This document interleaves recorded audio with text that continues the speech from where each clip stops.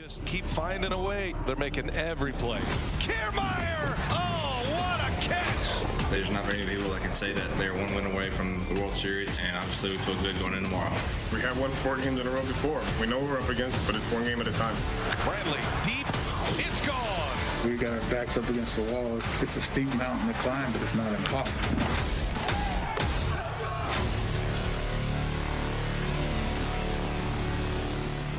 What a setting for Game 4 tonight, San Diego, California. Picture-perfect night for baseball once again.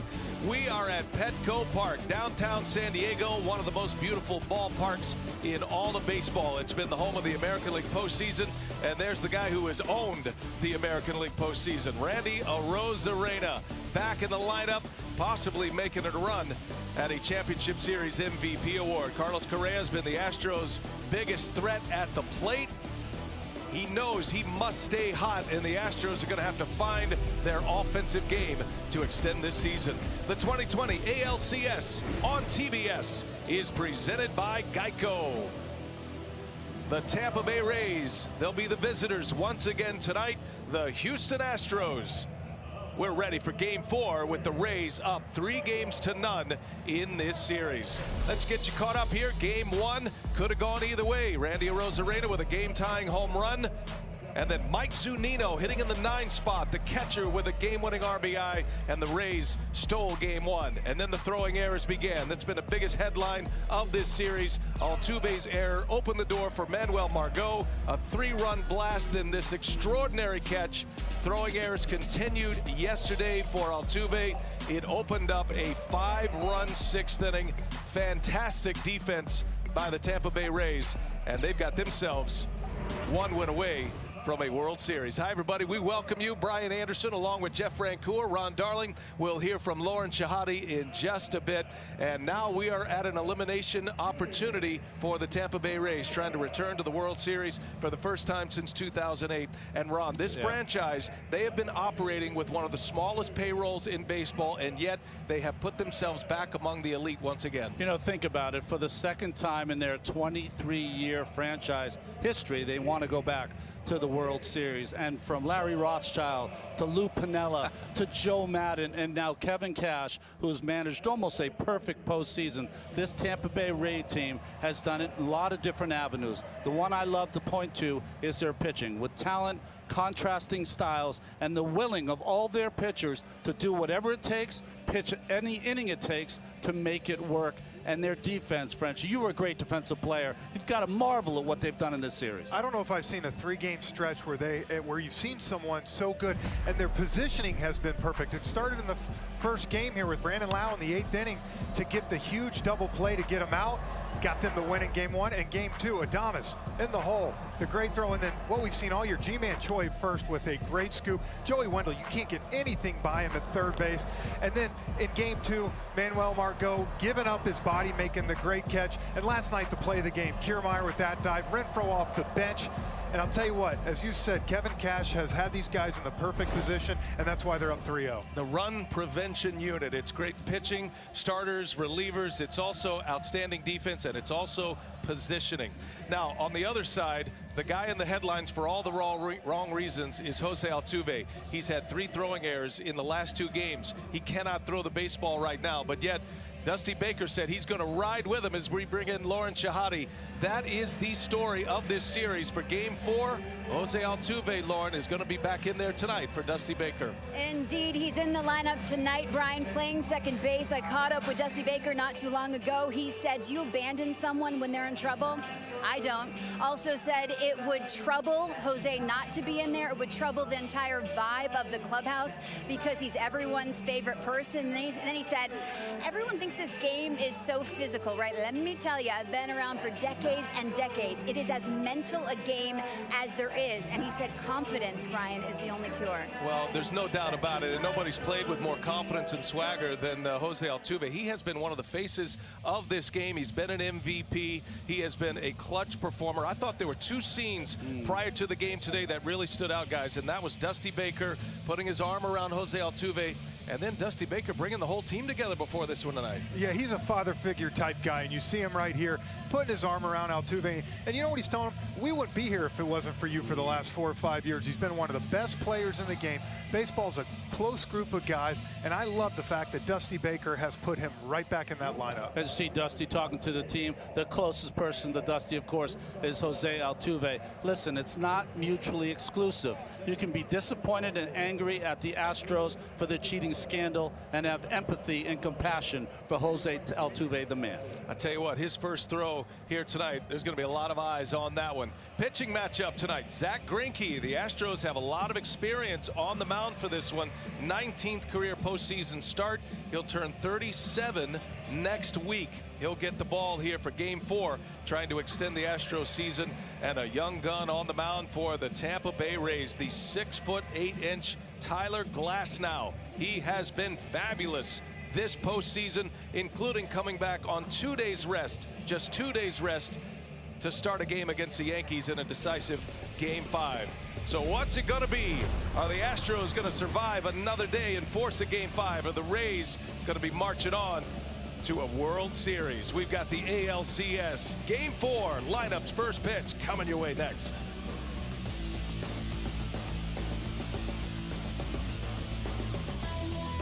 By Geico.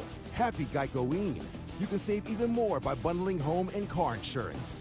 By T-Mobile, connecting fans in all 50 states with America's largest 5G network. T-Mobile is your ticket to the game. And by DraftKings, the official daily fantasy partner of Major League Baseball. Download the app to try it free today. Time to play ball here at Petco Park in San Diego. Another beautiful night. That is Manuel Margot. He'll be in the leadoff spot. Rest of the Geico batting order with Margot, Meadows, Arozarena, Choi, Brasso, Wendell, and then Adames, Tsutsugo, and Zunino. Kevin Cash is starting 9. Up 3-0 in this series with Zack Greinke ready to roll. He's on the mound trying to extend the Houston Astros season. And the first pitch of the ball game on the way. It is low for ball 1, and away we go. And Ronnie, the Astros hoping Zack Greinke can bring a lot of experience to the table in a must-win game. A Cy Young, 6 Gold Gloves, 2 ERA titles, 6 All-Star appearances, 2 Silver Sluggers. You name it, he's done it in this game, and this is his 17th start at Petco. 6-3 career. Hasn't won a postseason game though since 2015. He has really struggled over his last 10 postseason starts. 0-4 with an ERA over 5 as he deals a strike to Margot. Rays go with another leadoff man once again tonight. They have flip-flopped their order significantly, and a couple of key pieces are out of their starting lineup tonight. Kevin Kiermaier and Brandon Lau not in the starting 9 as Greinke hits the bottom of the zone, and a strikeout starts his night. And well, Margot, a backwards K, 1 gone, and that's how it gets us started here this evening. Defensively tonight with Greinke on the mound, of course, Martin Maldonado behind the dish. Going around the infield, Bregman, Correa, Altuve back at second, Gurriel, and then in the outfield, Brantley in left, Springer in center, and of course Kyle Tucker in right. Just wondering, if you're Jose Altuve right now, are you hoping to get a ground ball at you immediately, try to get this over with? He took a lot of time, a lot of his extra work before the game, just trying to get the rhythm back on those throws. And to me, guys, it doesn't seem like he's having trouble with the quicken play when he's got to make a quick throw. It's the one when you get a moment to think about it. And I think that's how it always works. But he's a gamer. Yes, he wants the ball hit to him, and he wants to play in the first inning to get over the hump. Yeah, I agree. It's like a football player. You want to smoke somebody first play of the game, get the butterflies out. For him, it's the same way. Don't smoke me, Frenchie. I don't have my helmet on. I got you. Dusty Baker is doing a lot of Dr. Phil work today, the great psychologist that he is. And you don't see managers bring the whole team together, at least his offense. You don't see that very often. There aren't a lot of team meetings with Dusty Baker, but that's what we saw before the game. Austin Meadows in a 1-2 count. He's been in that leadoff spot a couple of times this postseason. Hit second today. No Kevin Kiermaier in the lineup for Kevin Cash. Just a precaution as he was hit by a pitch yesterday in the wrist. But we could see him either as a pinch runner or defense. That ball's hit well. Meadows deep into right field, and it's going to be run down by Tucker. Nice catch. Boy, Kyle Tucker over the shoulder takes an extra base hit away from Austin Meadows, out number 2. Frenchie, how about a nice start with the Houston defense? That's what I was saying. Maybe the Astros are saying, you know, we can make some plays too, but good read by him.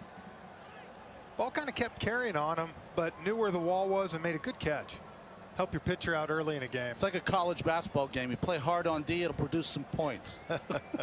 That's what they're hoping for. The Astros, they're hoping their season doesn't run out. As Randy Arozarena takes a strike.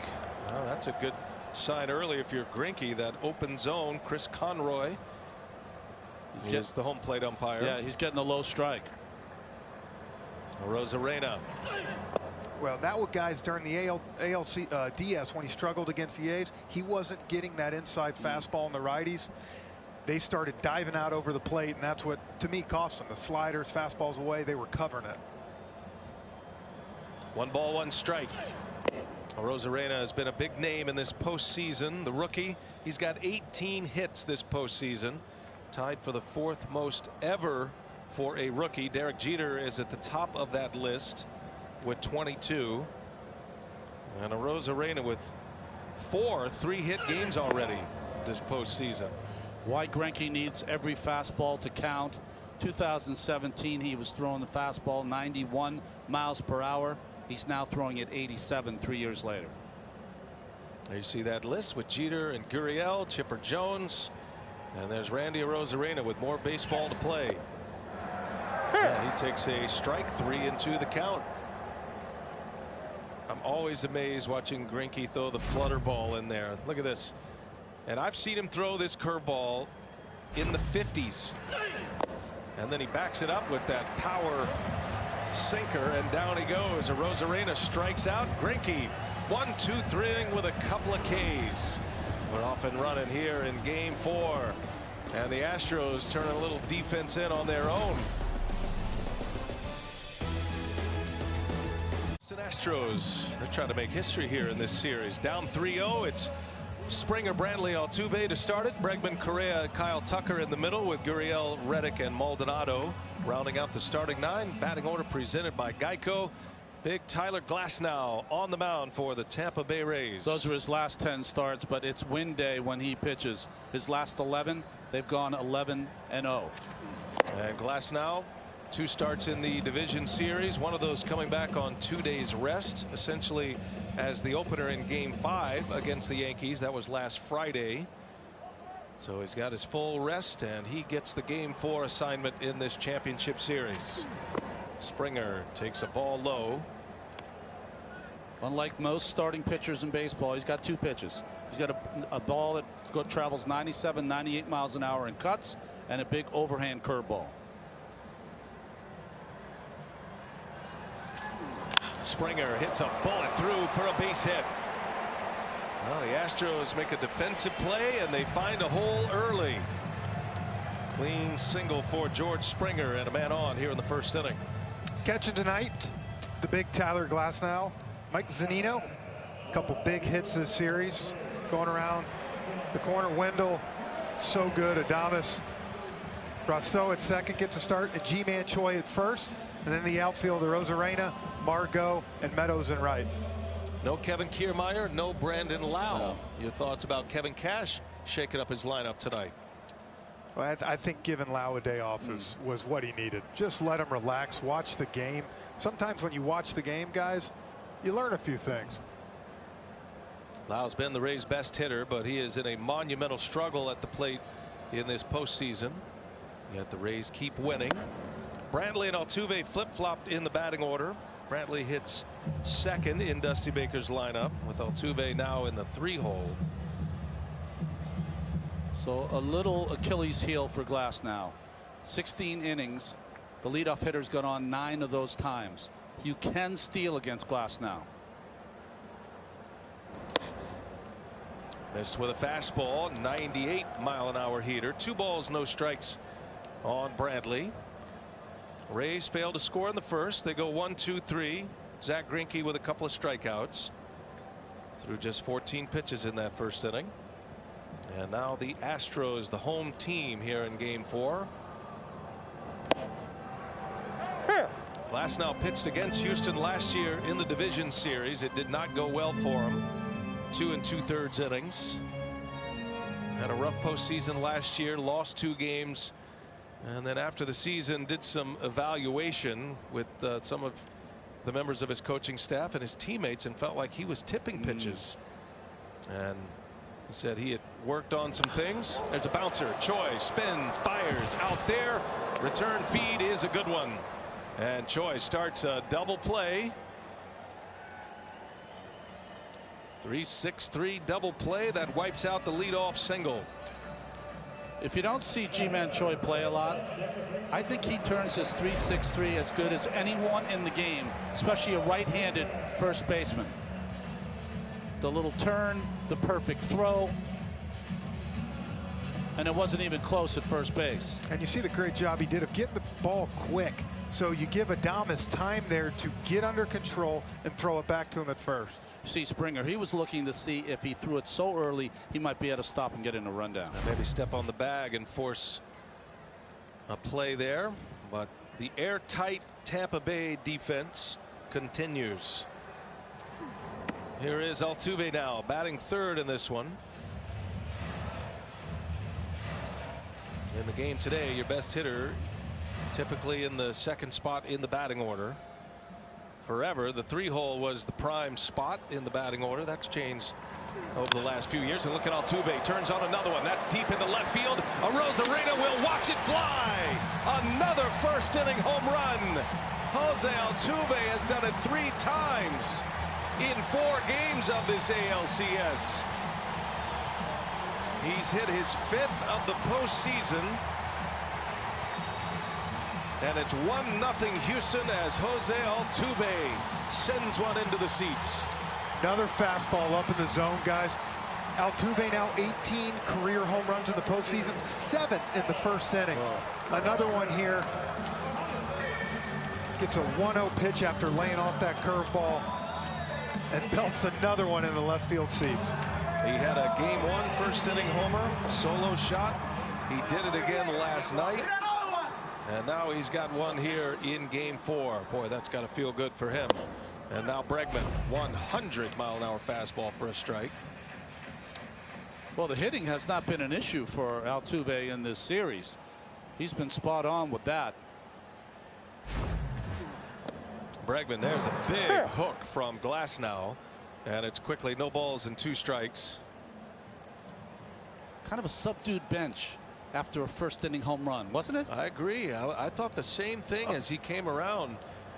And there is some repetitive nature to this. And the Astros have had the leads in every game. That was not the story in their series against the A's, but they've had that first lead in all the games here of this particular series. Bregman in a 1-2 count. I would have been carrying him from home plate. You know, though, if you think about it, baseball players are superstitious more than any other sport. So they might be saying, Altuve's done that 3 out of 4 games now. So let's just relax on this one. Play it cool.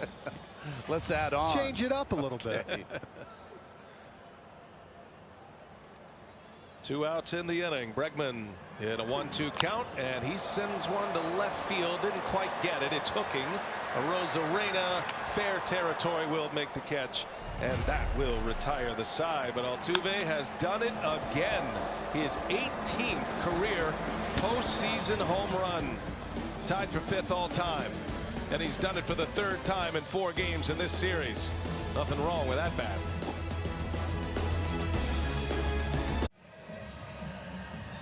The MLB app is the one place to get everything for your favorite team's chase to the pennant, including video highlights, pitch tracking, and much more. You can download the MLB app today for the postseason in your pocket.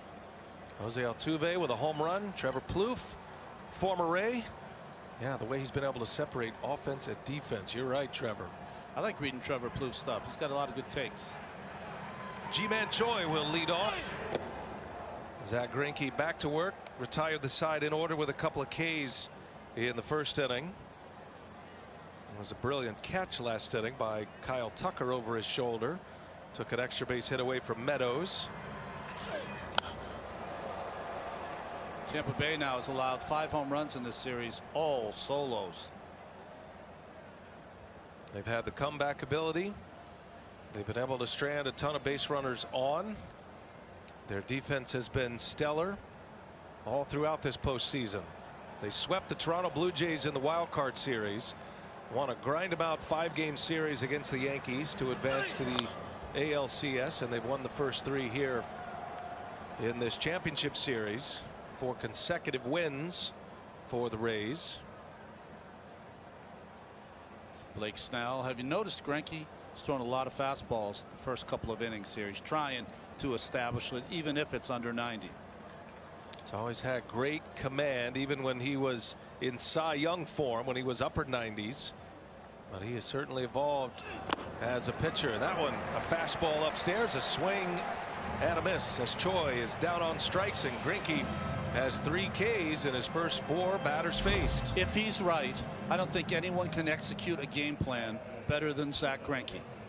And he also put a little extra on this. Yeah. You don't see too many more 9s in front of Greinke's fastball, but I agree, one of the smartest pitchers in the game. This was the 4-seam fastball here, and you know, he talks about he's an incredibly intelligent pitcher. Talks about finger pressure, how he manipulates the baseball, and as he has aged, and he'll be 37 years of age next week, he's really started to learn with lesser stuff how to manipulate the baseball. Always had that ability, but he could get away with it with a big fastball back in the day. Not so much anymore. I also thought his slider could be wipeout at times in his heyday. It's not so much anymore. You lose that velocity on your fastball, you lose that spin on hard breaking balls. Mike Brasso takes a strike. It reminds me last year, guys, of us watching Anibal Sanchez in the NLCS. He kind of reinvented himself. Same thing with Zach Greinke now. Inside the Numbers presented by DraftKings. Lowest average fastball velocity. Greinke at 87 miles an hour. And you turn the clock back 12-13 years and you could add 10 miles an hour on that. He used to bring it. Been a lot of pitchers though that have hung around a long time. We got one sitting next to us over here. Well, I remember late in my career when they first started having the computer to rate your stuff. I was looking at a computer one day, and the late great Dave Henderson said, "What are you looking at?" I said, "It's a computer that tells you how good you throw." He goes, "I think it's telling you you're going to get released." The locker by the door, right? Yeah. Here's the 1-2. Brasso, and just off the plate. Good call here by Chris Conroy. This is off the corner. Really, Greinke trying to see how much he can bite off. And now maybe realizing, okay, you're not going to give me the outside, but he's giving me the inside on righties. That's where he lived in the first inning. 2-2 the count. And Brasso lays off. There's that slow curve, and he can go a lot slower than that if he wants. But he tries to separate by slowing it down, so still having to cover 20 miles an hour of velocity change from the 70-mile-an-hour curveball to the 90-mile-an-hour fastball. Kind of, that's a cast curve. He just kind of cast it out there and let it spin. Full count to Brasso. Beats it into the ground. Correa gobbles it up, and there is out number 2. Greinke grunting all the way. There's a lot to recommend with Greinke on the mound. The way he will not only manipulate the pitches, the way he'll move on the mound. Sometimes he'll just flat out tell the hitter and the catcher and everybody else what he's throwing. You never know with Zach Greinke. Yeah, there's a lot of stories around Greinke, but his pitching is for real. In the 2010s, Kershaw was 156 and 61. Greinke 105 and 70. Here's Joey Wendell with 2 away. Wendell's been terrific in this postseason and had the key hit last night. 2 RBI single that gave the Rays the lead, and he stings that one into center field. Springer is there just shy of the track. 6 in a row retired by Zach Greinke. We head to the home second. Astros coming up. Carlos Correa will lead the way.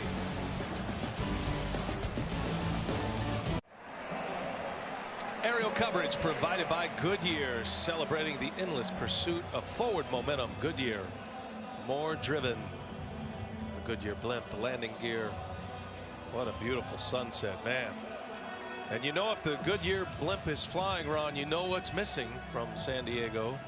You've been on it all week for us, the marine layer. Oh, that's right. Which every hitter is paying attention to right now. We made it a little funny bit with Ernie. That was fun. So as long as the blimp's up there, no marine layer. It's a crystal clear night for baseball here in San Diego. 1-0 Astros on an Altuve homer. Carlos Correa will lead off. Kyle Tucker to follow, then Yuli Gurriel. Correa has just put up monster numbers, Frenchie. An OPS over 1,400 in his 9 postseason games this season. Yeah, he's been so good, and a free agent this year, the perfect time to do it. But for him and Springer, or sorry, Correa is not the free agent. Springer's the free agent, right. but Correa next year. Yes, the next year. But Correa and Springer, 438, 5 home runs during the ALDS. This series, 167, 1 home run. Correa was a victim of some of the robbery yesterday. We saw a bunch of robbery yesterday from the Tampa Bay Rays defensively. You may go weeks without seeing 1 or 2 diving catches. We had 3 in the game last night, and Kevin Kiermaier pulling one off the wall against Bregman. A swing and a miss. 99 with the fastball. Kiermaier out of the lineup tonight. Could see him. Pinch runner, potentially defensive substitution. He got hit in the hand. Margot, who has roamed this center field often as a member of the San Diego Padres. You don't lose a beat with Margot in center field. He can fetch him too. 2-2 is in the air. Right center field, going to hang up there. And Meadows puts it away for the out.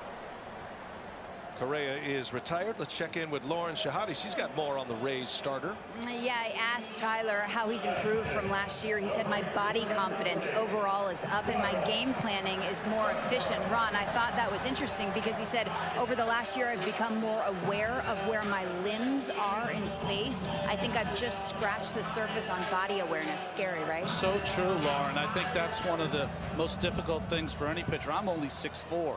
He's 6'8". I can't even imagine trying to get that big bundle all together in mechanics that will allow you to throw strike after strike. Very difficult thing to do.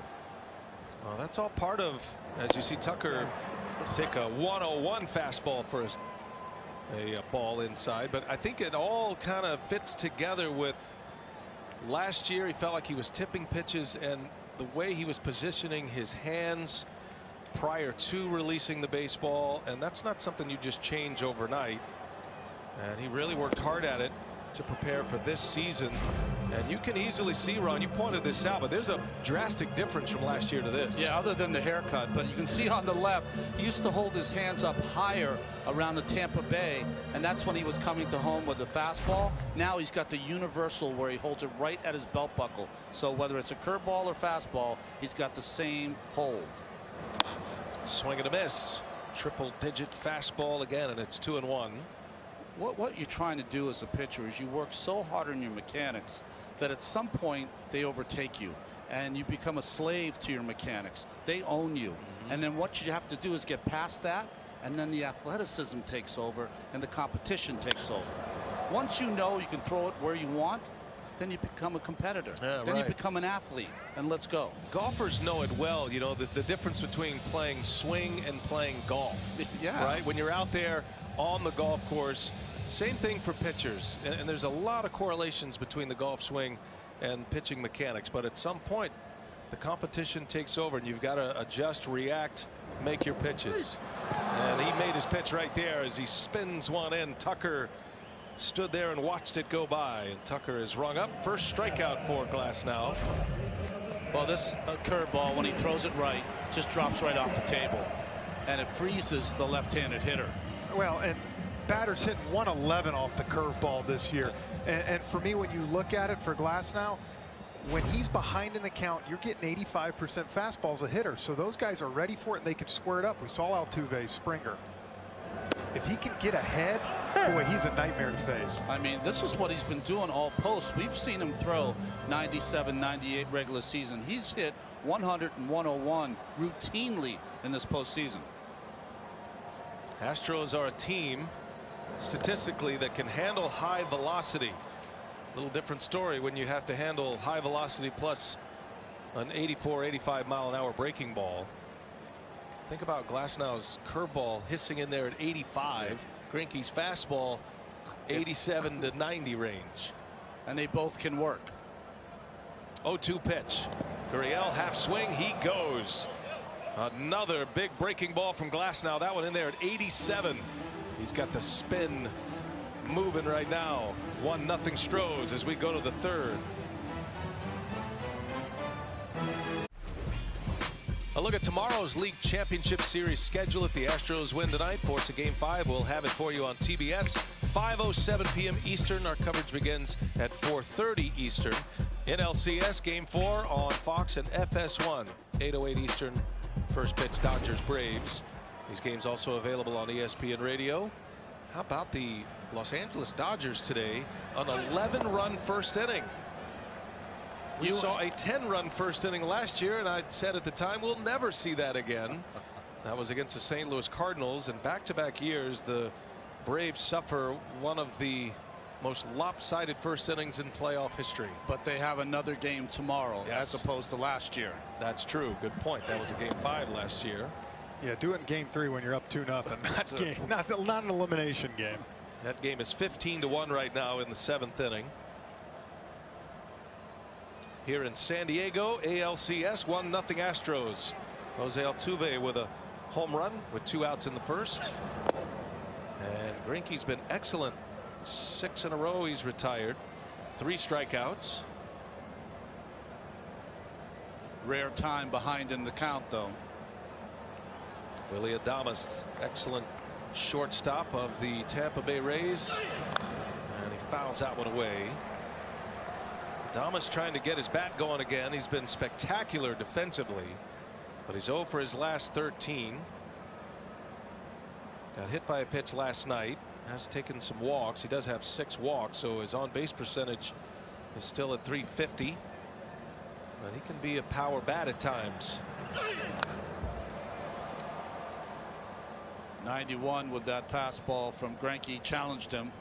For you folks who like to track pitches, when you watch Greinke throw, he has an interesting fastball where it'll be 87, 88, and then you'll see a ball with a lot of movement that's 86 or 87.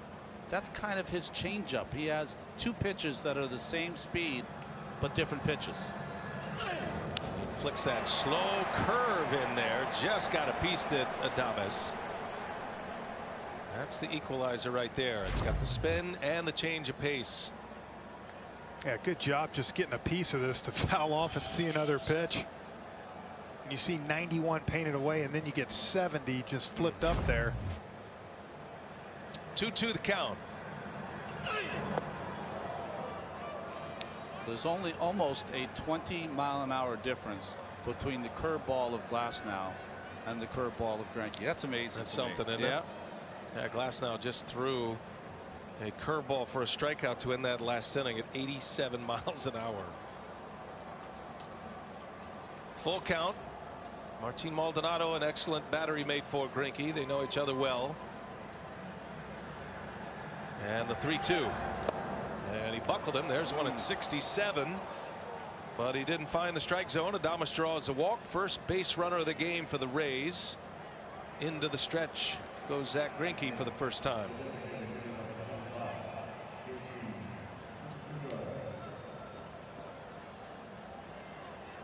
Yoshi Tsutsugo in the starting lineup tonight as the designated hitter. His first year in the major leagues after a brilliant career in Japan. One of the great home run hitters in Japan. He's 0 for 8 in this postseason. Yeah, and a good reason he's in there tonight, guys. You heard Kevin Cash talk, which is so true in Japan. A lot of off speed, a lot of sliders, a lot of splits. You come over here, high velocity, 95, 97, 98, and I think for him that's why he's in there tonight. Had trouble with the fastball this year. Better matchup for him with Greinke. Adama started, then stopped. And the pitch just missed. 2 balls, no strikes. Greinke does a good job with the running game, and when you pair him up with Maldonado, even though the Rays are eager to run whatever they can, that can be a tough combination to steal bases against. He's got a good move also. Tsutsugo is a good breaking ball hitter.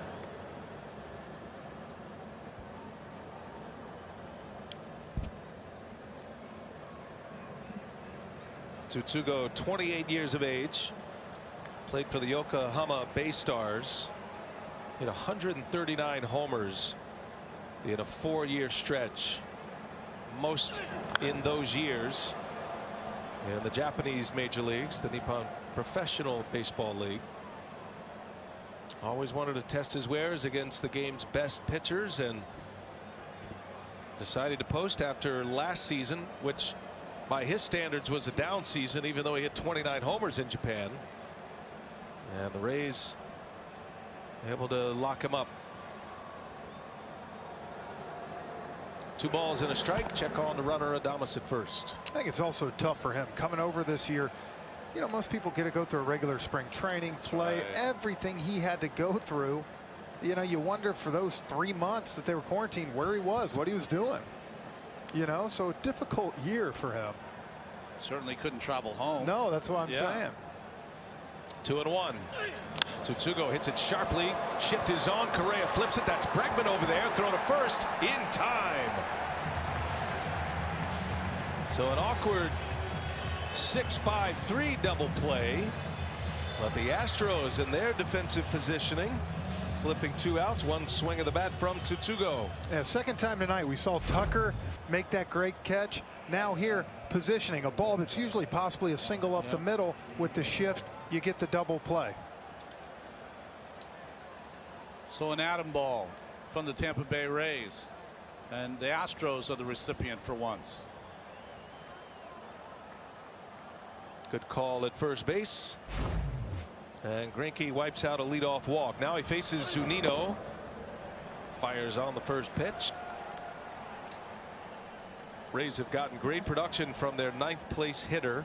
Most often that has been Zunino, who's popped 3 home runs in 9 games this postseason. He's driven in 6. On the ground to third base, Bregman winds it up, and that will retire the side. Zach Greinke off to a good start. He's faced the minimum through 3. 1-0 Astros as we go to the bottom of the 3rd.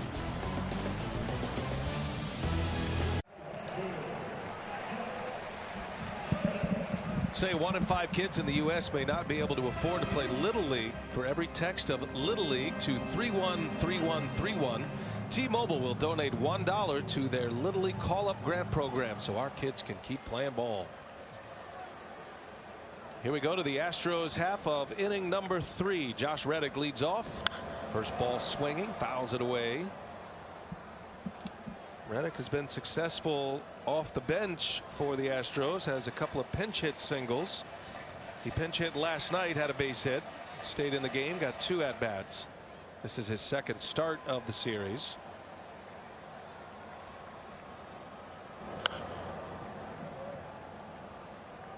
Pretty much a left-right split for Dusty Baker at this point. Aledmys Diaz is the right-handed bat in that designated hitter role. Big shift on for Reddick. Rays get more shifty with 2 strikes typically on hitters. And Glass now misses with the breaking ball. Rays were one of the teams that kind of introduced the big overshifts, or reintroduced the overshifts. We saw it a lot way back in the day. Guys like Ted Williams would come to the plate. Those are some of the first visuals of an overshift, but back in the Joe Madden days, they shifted a lot. This year the Rays were bottom 3rd of the league in total shifts, though. They softened that a little bit, but they will move their position players around. There he is. San Diego legend Ted Williams. Great pick. That is a phenomenal cardboard cutout. I'd like to get my hands on that one actually before we leave. Yeah, he saw a few shifts in his days back in the 40s. There's a swing and a miss, and Glass now strikes out Reddick. Moments ago, Lauren Shahadi caught up with Kevin Cash, the Rays skipper. Kevin, classic Greinke, changing speeds. How do you attack? Well, the good thing we've seen him now, and everybody should go up there a little bit more familiar, but he's really painting with the ball down in the zone and inside with those cutters. How's Tyler look almost one time through? Really good, really sharp. Got it going with a big curveball to Tucker there, and that's going to get him going in the right direction. Thanks, Kevin. Yep. You know, Lauren, one of the things that Kevin Cash said before Game 5 against the Yankees, when he threw 2 1/3 innings in that game, he said that the first 20 pitches of a game, he can tell if Glasnow has the right tempo. And if he has the right tempo, it's going to be a big game for him and a big game for us. Yeah, he's got it. Yeah, he's got it right now. He struck out 3 in a row, gave up a single and then a homer. Did have a double play between those, so only the 1 run in. Altuve got him in the first inning. Facing Martin Maldonado with 1 away. Lauren, Tyler Glasnow is a guy that has an interesting story in the way he throws his fastball, thanks to a bout of carpal tunnel syndrome and some nerve damage when he was in high school. Yeah, and after that surgery, his range of motion in his index and middle fingers were tighter. He had less than he had before, so he grips it and releases it from the side. So instead of his fingers going over top of the baseball, he places them to the side. If you look behind him, it almost looks like he's throwing a football, Brian. Has to split that grip, Ron, and to be able to split the grip, basically his index finger has to ride off to the side of the baseball because he cannot straighten his index finger as he powers a fastball by Maldonado 2-2. His fingers are almost curved like a baseball is curved. So you can see on his fastball, since he can't do it, most pitchers have their fingers closer together on a fastball. His are apart. And yet still generates that kind of a velocity. Now right there, his fingers together because he's holding it in the curveball grip. Here's a 2-2. Maldonado takes a ball away at 101. Helps when you have those big old paws too. Oh. See, when he had the changeup grip, you couldn't even see the ball. It's like a golf ball in his hand.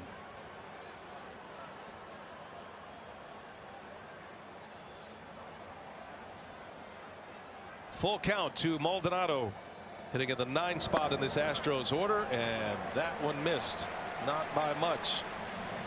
It's a walk. Maldonado reaches with 1 away, and that turns the lineup over. I think if you're watching this game in your glass now, you're saying to yourself, Greinke's getting the bottom of the zone. That was the bottom of the zone. How come I'm not getting that pitch? But it is at 99 miles an hour. Sometimes a little more difficult for home plate umpires to pick up. Yeah, and I thought that one was low. I there. agree. A couple of the other ones, yes, might have been able to get it. That one, good call. That was a great look at his fastball release and the grip with that index finger riding off to the side. And it produces some cut action. That's really the story on the result of that surgery, and the fact he can't straighten his finger out is because he has to ride it off to the side, and it moves away from a right-handed hitter at that velocity. He's harnessed all that stuff. He's a completely different pitcher. And there's a fastball with cut that misses. Completely different pitcher than he was with the Pittsburgh Pirates. And they really simplified things for him, Ron, when he came to the Rays from the Pirates. Yeah, they did. The Pirates, I think he got into a mode where most young pitchers are. You want to throw to the corners, not make any mistakes. When he came to Tampa Bay, they said, hey, son, you got great stuff. Just throw it down the middle. It'll work its way to the corners. And the 2-0, and that hits Glasnow. He recovers and gets the out. Springer right back to the box. Maldonado will advance to second base, but Springer is retired. I think he caught him right in the back, maybe like the back tricep, back lat, maybe. You know, certain pitchers, especially power pitchers, when they follow through, they sometimes have their back to the batter, are not in good fielding position. He says he's fine. He's a little embarrassed. That's most pitchers are a little embarrassed when they get hit with the ball. But he'll come to the first base side. His back's turned, and it looks like he hits right in the zero. You talk about defensive positioning. There's another time. I mean, it's unbelievable. It's unbelievable. You just put your back in front of it. Oh, surprised he didn't catch it and get the double play. But yeah, I mean, you're right though. Lucky that almost got the arm. That was really close, but you see him telling him he's good, and look, he ain't coming out of this game. Well, pitchers, you don't want anyone to come out there because you're already embarrassed that the ball hits you, and then they come out and say, hey, throw a couple, and like, just please leave. Let's just continue this, what we're doing here. And how often has he been told, get yourself in a better position to field the ball after a pitch? Well, that's not it. They came out there because he's the franchise. Yeah, that's why exactly. they came out there. All right, so 2 men out. Maldonado at second base now. Michael Brantley at the plate. Brantley hit 2 home runs in Game 4, the clinching game for the Astros against the Oakland Athletics in the division series. He hit one last night, opposite field homer. Well, the Astros still looking for their first RBI with runners in scoring position, guys. 4 for 24. The 4 hits, they haven't been able to score. They've been hit hard enough. The Rays played a couple nice positions. Shocking numbers after the Astros had a monster offensive outburst against the Oakland A's, winning in 4 at Dodger Stadium. They hit 12 home runs in that series, had 33 runs and 46 hits in that series in 4 games. And the Rays have been able to shut off the valve so far in this series with great pitching, with great positioning, and great defense, all that comes together in what the Rays call their run prevention unit. And they're kind of getting it a little different in that series. The A's hit tons of home runs, guys, solo shots, and the Astros were hitting 2 3-run homers here. 5 solo shots. Yeah. Altuve's got 3 of those, including one tonight that has the Astros on top. 2-0 to Brantley, late on it. Little flare, foul territory. That'll bounce out of play. You know, getting hit by a ball from the batter, Brian, it's one of those things. When I played, the National League president was Chub Feeney. So guys would come up to you after the game and said, did you get a little Chub Feeney tattoo? And now I guess it would be a Rob Manfred tattoo. Yeah, the signature on the baseball, right? Yes.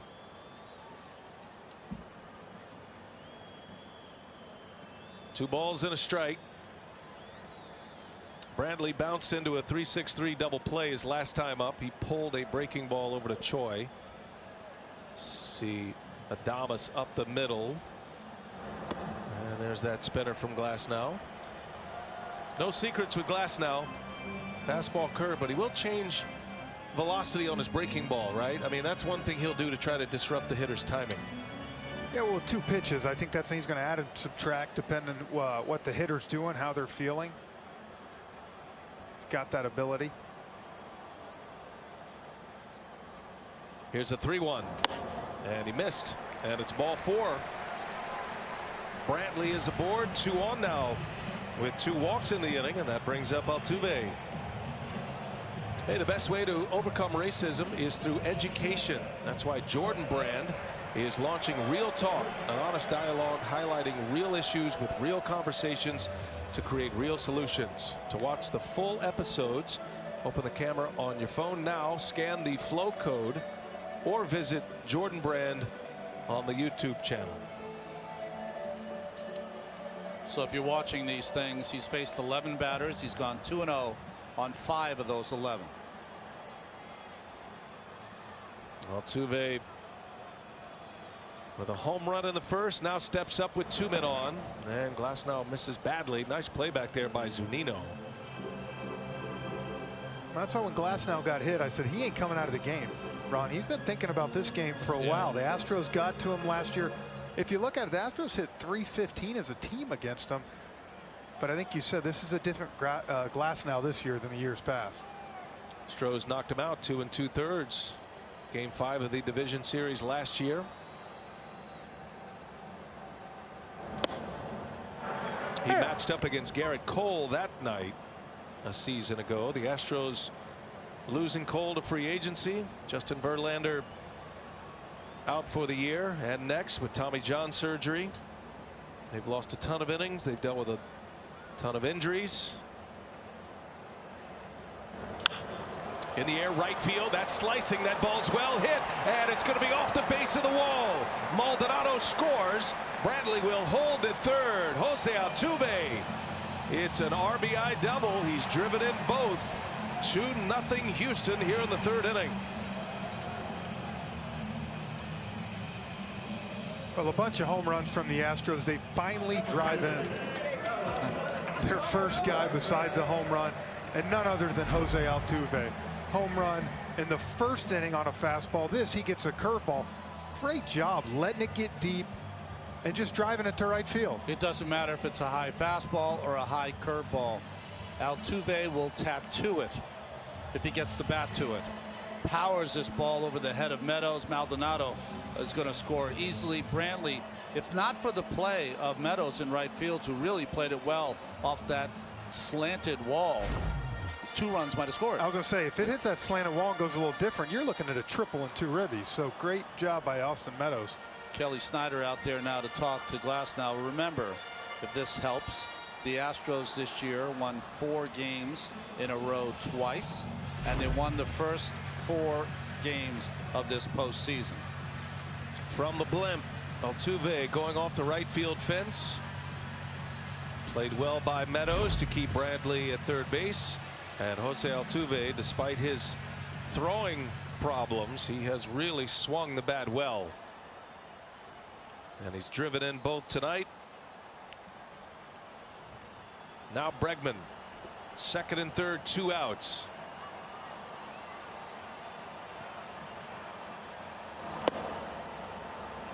A strike. Ron, would you like to throw 101? Oh my goodness, I threw 101 2 pitches all the time.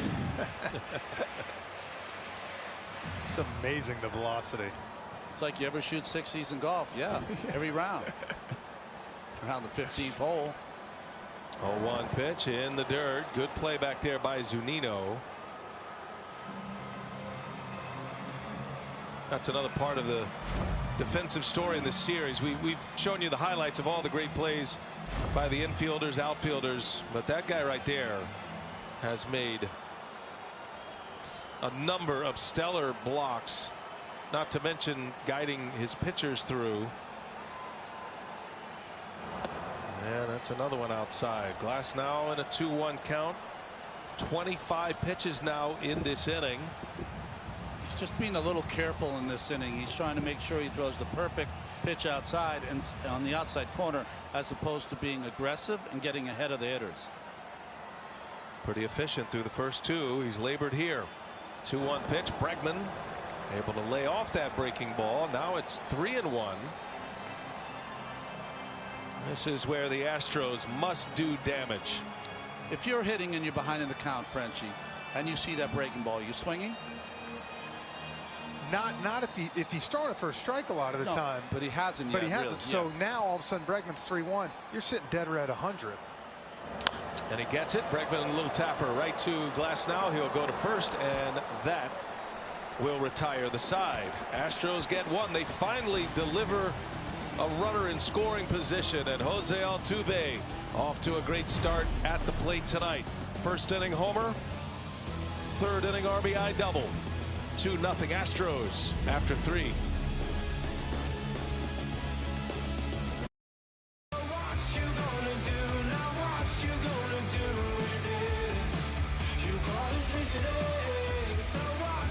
The 2020 American League Championship Series on TBS, presented by Geico. Jose Altuve driven in both Astros runs. Got a home run and a double. Zach Greinke back to work. And it's another first pitch fastball. That's 10 straight hitters that he has started with a fastball. And Greinke gets ahead of Manuel Margot back to the top of the Rays order. Greinke faced the minimum through the first 3 innings. He did walk a batter, but immediately got a double play ball to eliminate that walk. So has been efficient tonight as he starts his 4th inning. Now pitching with a 2-0 lead. Side. Interesting on that 0-1 pitch. He threw his first slider, I believe, to Margot. He's been getting hurt by that, right, Frenchie? It's been hanging. gave up 2 home runs on it to Laureano in LA last week.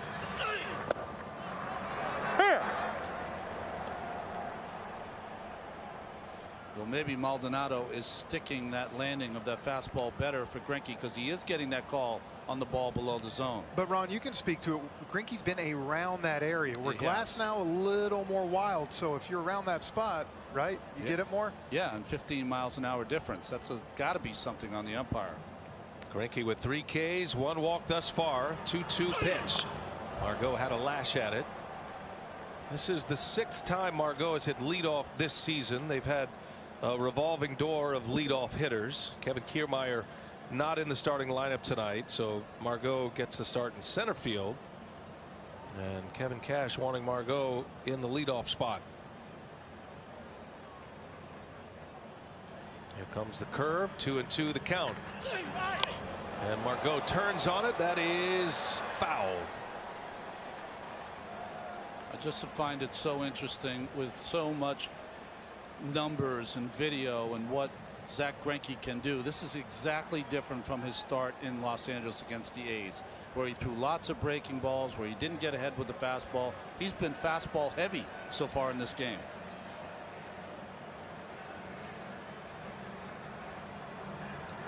Two pitch, and he got him. Greinke strikes him out. Strikeout victim number 4 for Zach Greinke. Moment ago, Lauren caught up with Dusty Baker, the Astros manager. Dusty, you know when Zach's on right away. How's he executing the game plan so far? Well, you know, like Zach's game plan is usually about the same almost every time, but he's getting his fastball over, and that's a good sign, because that sets up everything else. So, you know, he's controlling that fastball low and away, and then he'll cut it inside. I mean, he'll sink it inside. Then that sets up his slider and his changeup. You told me these guys are like your sons. Your thoughts on Jose Altuve so far at the plate tonight? Yeah, well, hey, you know, he's looking like Jose Altuve, and I'm telling you, he is much needed in this lineup, and you know, he's one of the favorites around town and the favorite on his team. Thanks for your time, Dusty. All right, you're welcome. Man, look at the smile on Dusty's face. That is like a proud papa of his son coming back and doing that. And like we said, guys in the open, that's why he's one of the best managers in baseball. He's going to roll with his guys. That's who got me there. That's who I'm going down with. Dusty Baker wasn't sure he was going to get another chance to manage. 71 years of age. He's been the manager of the year 3 times. Signed a 1-year deal with a team option just to have a chance to kind of unravel what the Astros had made for themselves, and he was the calming influence. Astros hired general manager James Click, coming from the Tampa Bay Rays. Jeff Luminow was terminated. A.J. Hinch suspended and let go as well. And so new leadership in Houston after the sign stealing scandal. And they chose wisely with Dusty Baker. Here's Meadows. The shift is on, and he spanks one right through there. Austin Meadows, single into right field. First hit of the ball game for the Tampa Bay Rays. It comes with 1 away here in the 4th.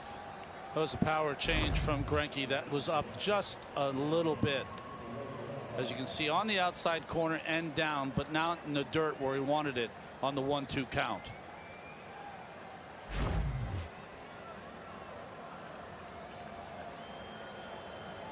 And here is Arozarena now. 4 home runs in this postseason for Randy Arozarena. Coming out of nowhere. Had a huge month of September for the Rays. Hit 7 home runs in September. He had been in their alternate training site. Looked like he wasn't going to make the ball club out of spring training, according to Kevin Cash. But then he got COVID. He tested positive. He was in quarantine for a long time. Isolated himself. Came out of quarantine with about 15 pounds of bulk. 500 push-ups a day in his apartment. You see the way Greinke is working to Arozarena. StatCast powered by Google Cloud. And that's how you get him out. You don't let him get extension. He's the hottest hitter in the planet. And that two last pitches first, they be the curveball and then that power change inside. Back in there, missed it though, and now it's 3-0 on Arozarena. And now we'll see if he's got a green light. 3-0. I've been surprised for a youngish player. Arozarena has a great grasp of the strike zone. A lot of deep counts. He sees a lot of pitches. It's funny because he is an ambush hitter too, so he's aggressive, but yet if he doesn't strike early, he'll get into a deep battle. That time takes a strike right on the inside corner. Nice pitch by Greinke.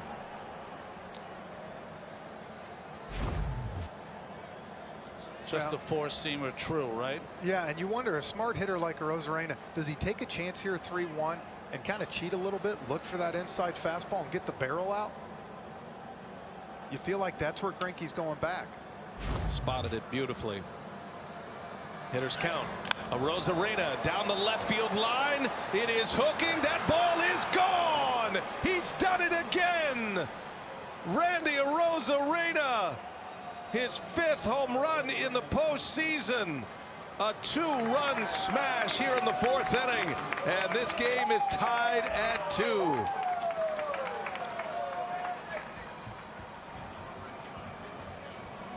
On a 3-1 pitch. You saw that scouting report there, the acronym for Randy. That's about all you need to know. What a postseason he's having. Well, Ron, you heard Kevin Cash say the first time we saw him through the lineup, hopefully our guys will have a better idea. That's a perfect example of a guy facing him the first time, learning, making adjustments, and now he ties the ball game up. It's something.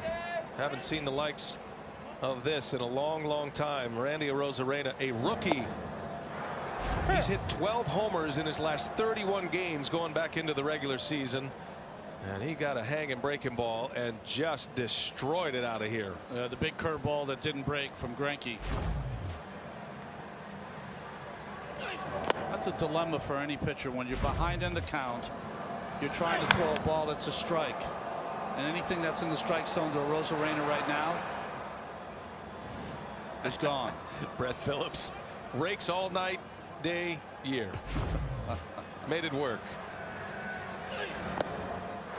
Think about it. He's doing it with a lineup that hasn't produced. He's really the only guy producing.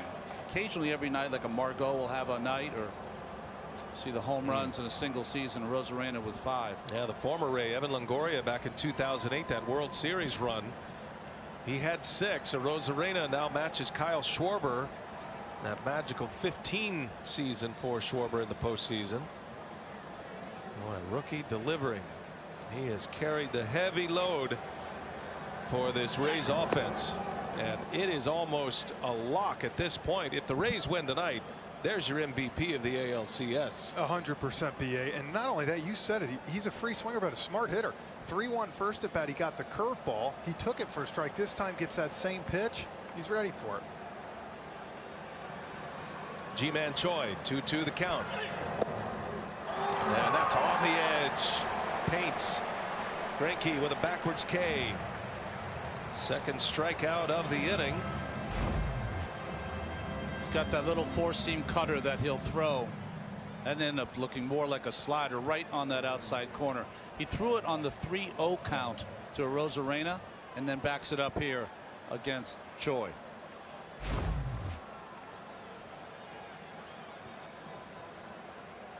Yeah, how about that? Steven Souza Jr., former Ray. Nothing or nobody can stop Randy Arozarena. That's it. A breakout performer. Steven Souza Jr. is so right. We're talking about a hitter that every night the team is told not to let him hurt you. Don't let him beat you. And he does every night. And he beats you. And then you have Kevin Cash telling us he wasn't making the team out of spring training, guys. Exactly. Are you kidding me? Exactly. Just a different player then. You know, the spring training back in late February into March before the shutdown happened. He's found him for whatever reason. What didn't you say, BA? Chicken noodle soup and 500 push-ups? Chicken and rice. Okay, chicken. Yeah, chicken and rice and 500 push-ups a day. I think that's our program this offseason. He came out of quarantine a new guy. Let's start tonight, French. Yeah, why not? Okay. Maybe mixing a glass of wine too at the end. 0-2 at Brassode. takes a ball. That'll be the carrot. Yeah. Think about the bulk of the postseason for Arozarena, what he's done, and then think about the singular moment of this postseason, Mike Brasso, who won the game and essentially won the series with an 8th inning home run against Aroldis Chapman and the Yankees. And that kind of defines what the Rays are all about. Contributions from everywhere. Nice play by Bregman. Brasso is out, but Randy Arozarena, he's got the cowboy boots on every night for good luck. There's some magic in those boots right now. He's homered again. He's got 19 hits this postseason. He's raking every night.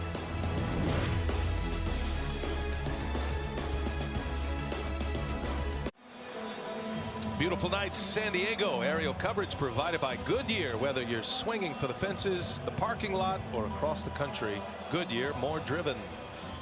Petco Park, San Diego, home of the Padres and the home of this American League postseason. And Randy Arozarena is making it his own. Julio Bourbon, best feeling in the world. He's locked in. Most of the population wouldn't know anything about the kind of locked in that Arozarena is right now. Correa leading off, fouls one out of play. Arozarena, by the way, with that home run, his 19th hit. He has tied a Tampa Bay postseason record for most hits in a postseason. Melvin Upton Jr. back in 2008 had 19 hits. There's still a lot of baseball to play. His 5th homer of this postseason.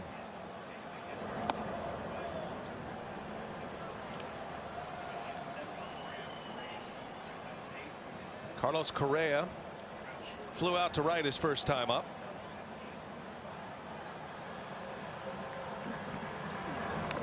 And there's a breaking ball, foul ball. Correa, 1-2 the count. Now, if you're a pitcher and you're thinking about facing Correa, what is he telling you? That he's chasing the breaking ball, the hard breaking ball way he's chasing. And though you'll see Correa choke up a little bit, 2 strikes. We saw him do it against Thompson yesterday, so he's going to try to shoot that fastball to right field, gets him to hang on the curveball. Wants a curveball again, 1-2 the count, and down he goes. He put a little extra hair on that one.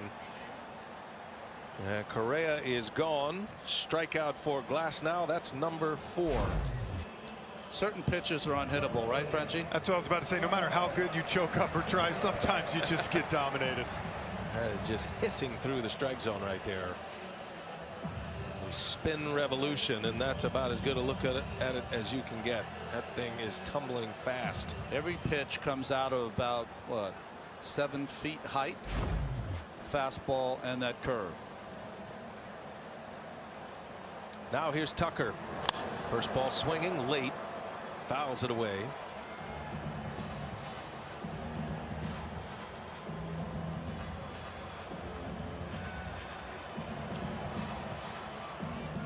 Tucker backwards K his first time up.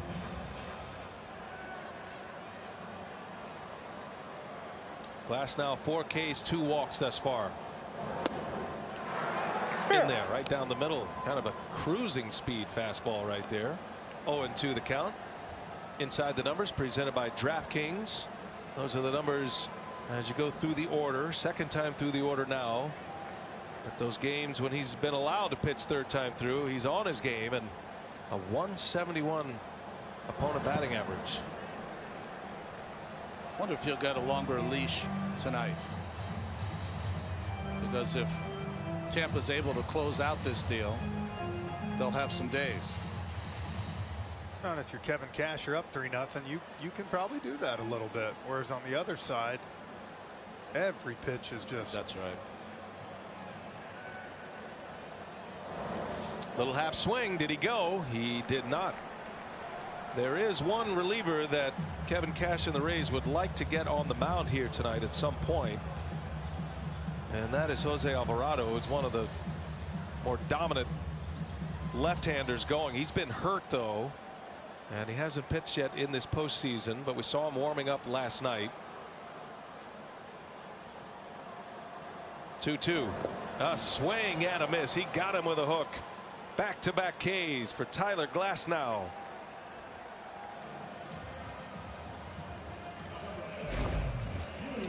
Well, he's got a 66.7%, 2/3 of the time strikeout rate on that curveball. As good a finishing pitch as there is in baseball. And it's really been tough on the lefties tonight. If you've seen that curveball, a lot of them having trouble. Reddick swung through it. Tucker. Here's Gurriel now. And he gets another breaking ball and able to check his swing. This isn't unlike what you would get from the great Nolan Ryan when you would face him.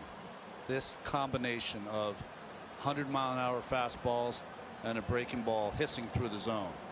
There's a 1-0. Gurriel hits it sharply right at Brasso. And he'll make the play for the out. Gurriel, a struggling hitter.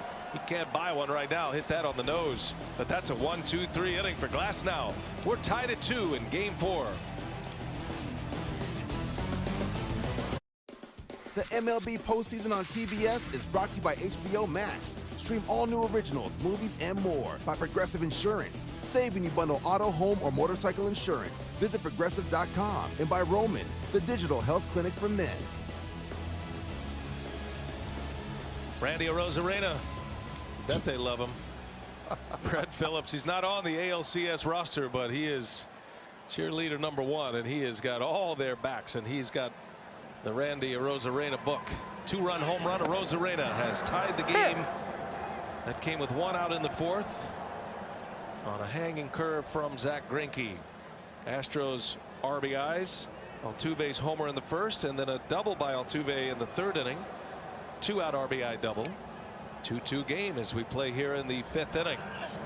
Joey Wendell in the air, left center field, going to slice over to Bradley, and there is out #1 for Greinke.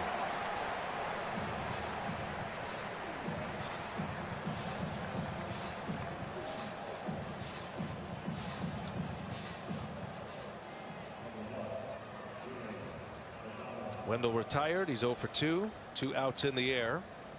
And that brings up Willy Adames. Rays are a win away from a trip to the World Series. Would be their first since 08. Their second in franchise history. Consistently doing it with one of the lowest payrolls in baseball. The Rays, the last 3 seasons, Ronnie, the 5th highest winning percentage with the lowest payroll if you put all 3 years together, the last 3. They maximize their output. Kevin Cash said it best today. You know, we're talking about the run prevention and how they've built their roster. He goes, you know, it's expensive to bring offense in, and that's not something Tampa Bay can do. They're a low payroll team in Major League Baseball. Not to say they don't have hitters and power, as Adames flies to right, but they're developing those hitters. Those are the hitters that they're, you know, making shrewd deals for coming through the minor leagues. But where you can really have an advantage is how you play defense and how you position your fielders, and that's what he means by we don't have to spend all that money on offense because we're trying to limit as many runs as we can defensively. You know, they're trading, acquiring, drafting overlooked players and finding value in them, and then after they develop them to a point where they have value for their team, then they put them in the correct place to maximize their value. If Tampa called me and I was a GM, I'd hang up. They make a lot of GMs look bad. I'm not trading. And on the other hand, I want it. They seem to get 2 or 3, 4 bullpen people every year that you never heard of, and all of a sudden they have 1 ERAs at the end of the year. Tsutsugo takes a strike. Well, they're an organization that is hitting on all cylinders right now. Not only are they analytically driven, but they have great culture and a great feel for the human being, the player, Kevin Cash. Young guys feel so comfortable. Kevin Cash learned under some great managers, but the one he attached closest to was Terry Francona. Played for Francona with the Red Sox and then was with him on his staff in Cleveland. Tsutsugo rolls over 1-2 Altuve, and a good throw for him. That's a first opportunity for Altuve to make a throw. It was perfect. 9-pitch inning for Greinke. bottom of the 5th in a 2-2 game. 2-2 game after the 2-run homer. Randy Arozarena in the 4th. Tyler Glasnow back to work, and his 2 pitches, Ronnie, a lot of separation between the two and very difficult to manage. Well, that's why you've seen a lot of hitters swinging at their breaking ball in the dirt, because they can't identify it, and that curveball is just so far behind that 97-mile-an-hour plus. Mark DeRosa showed me a device that he had that he uses with younger players, and it was kind of a bar, and it had 2 things that would hold the baseball, and it really represented where the baseball would be as a fastball at the plate and where would it be as a breaking ball in front of the plate. One of the coolest things I've ever seen. Interesting. Try to train your eyes as Reddick comes up empty. Frenchie, all 5 strikeouts for Glasnow on the curveball. Well, what he does, you saw the guys tonight leaning out front. You got to cheat a little bit sometimes to his fastball, and if he throws a curveball where you want, you know, you're just not going to hit it. It's been tough on the lefties. Reddick, a swing and a miss. He's trying to get to that fastball. Cannot. 1-2 now. Bottom of the Astros order has really struggled. Been a different story for the Rays.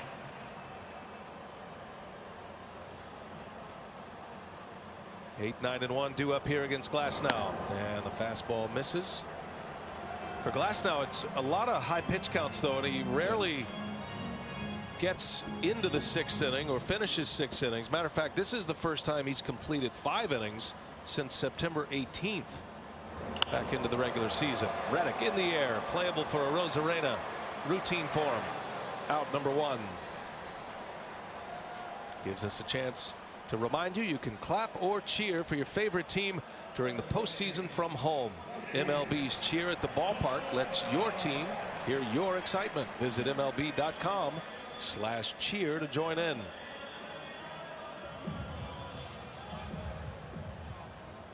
Rays up 3-0 in this series, a win away from a World Series. Astros trying to survive one more day. 2-2 game in the 5th. Here's Maldonado. And that bottom of the lineup, guys, you're not looking, you know, those guys aren't going to put the numbers up, Altuve and Brantley and them, but just a little production. And we've seen it from the Rays. Zunino with the big home run, the single to put him up in game 1. Kiermaier 2 doubles. Well, it was Maldonado in the 9th spot in the order that drew a walk in the 3rd inning, and he scored the 2nd run on Altuve's RBI double.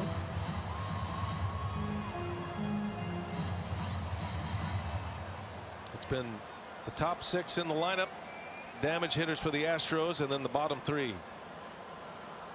As many hits as the Astros have. It wasn't until Altuve drove in Maldonado in that 3rd inning that they delivered with a runner in scoring position in this series, even though they have had traffic on in abundance here through the first 3 games of this championship series.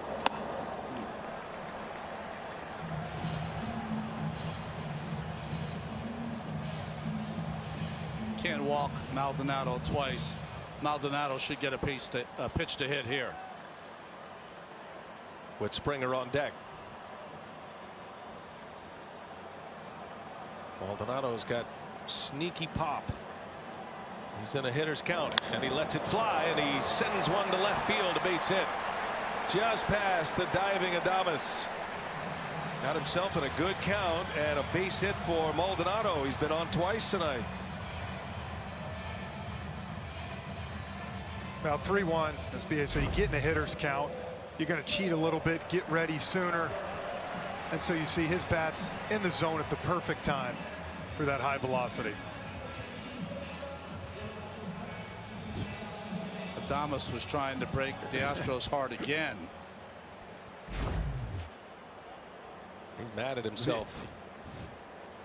When you're making all the plays, you let one get by. As difficult as that was, it surprises you as Glasnow misses to Springer, and now Zunino on his way out.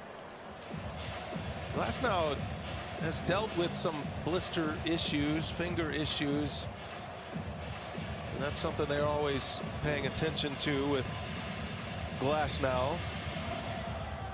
Well, the next thing that comes for a young pitcher, as you see Kyle Snyder. I called him Kelly Snyder before. I got a buddy, Kelly Snyder, knows nothing about pitching. Kyle Snyder does. But what next thing that happens for you as a young pitcher is that you are able to fix when things go wrong immediately. And he's been a little out of sorts here this inning. It's a good shot there. His pant legs there, the uniform, and some spots of blood right there as he, obviously that's coming from one of his fingers on his pitching hand, and a guy who's dealt with blisters in the past. So see if that starts to develop here. Doesn't always have to be a blister. Sometimes you cut yourself with a nail. 2-0 to Springer, and a swing and a miss. Springer, two balls hard hit tonight. The base hit to left field to start off, and then hit Glasnow in the back last AB. Another 2-1 count now here. You saw that fastball hack. See if Glasnow can throw a curveball over right here. 1 out, 2-2 game. Go ahead, run it first. Springer turns on one down the left field line. That is going to be up and gone. A 2-run home run. George Springer up into the 4th level of the Western Metal Supply Building. His 3rd home run of the postseason, and the Astros back on top 4-2 here in the 5th. Ron, we talked earlier how important it was going to be for Glasnow to get a curveball over at some point. Here's another 2-1 count. Comes with a fastball. Springer, such quick hands, 110 off the bat. And that ball, 4th deck of the Western Metal Supply Company. I mean, it amazes folks, but if you get predictable counts, it doesn't matter if you throw 100. Yep. These guys will catch up to it.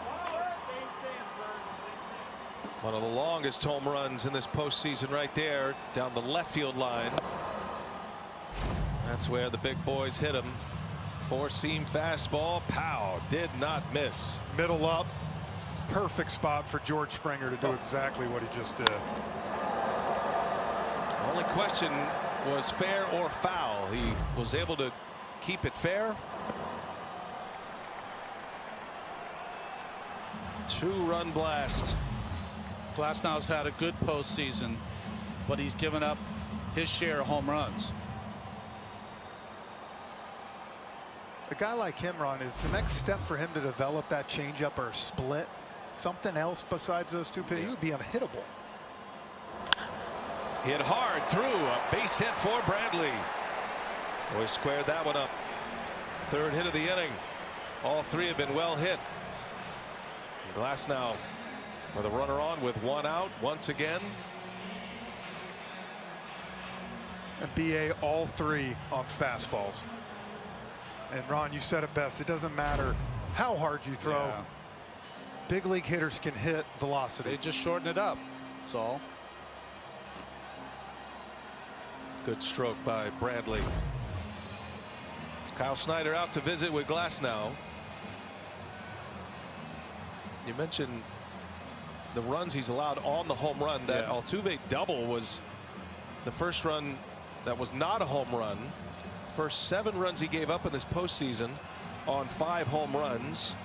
He's given up 9 now on 6 home runs after the 2-run blast by Springer.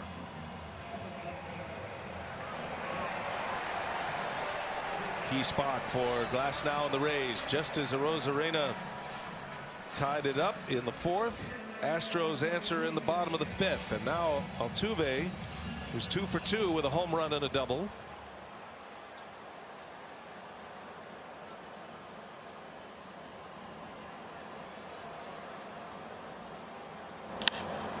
On the ground, double play ball, and it goes 6-4-3 to end the inning. George Springer, big 2-run home run up in the 4th deck, and the Astros back on top. 4-2 the score.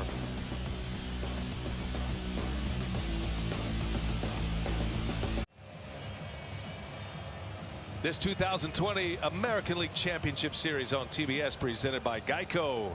George Springer with his 18th career postseason home run that ties Altuve. Those two are racking up the big numbers in the postseason, and each have gone deep here tonight. 4-2. Zunino on the first pitch fouls it away.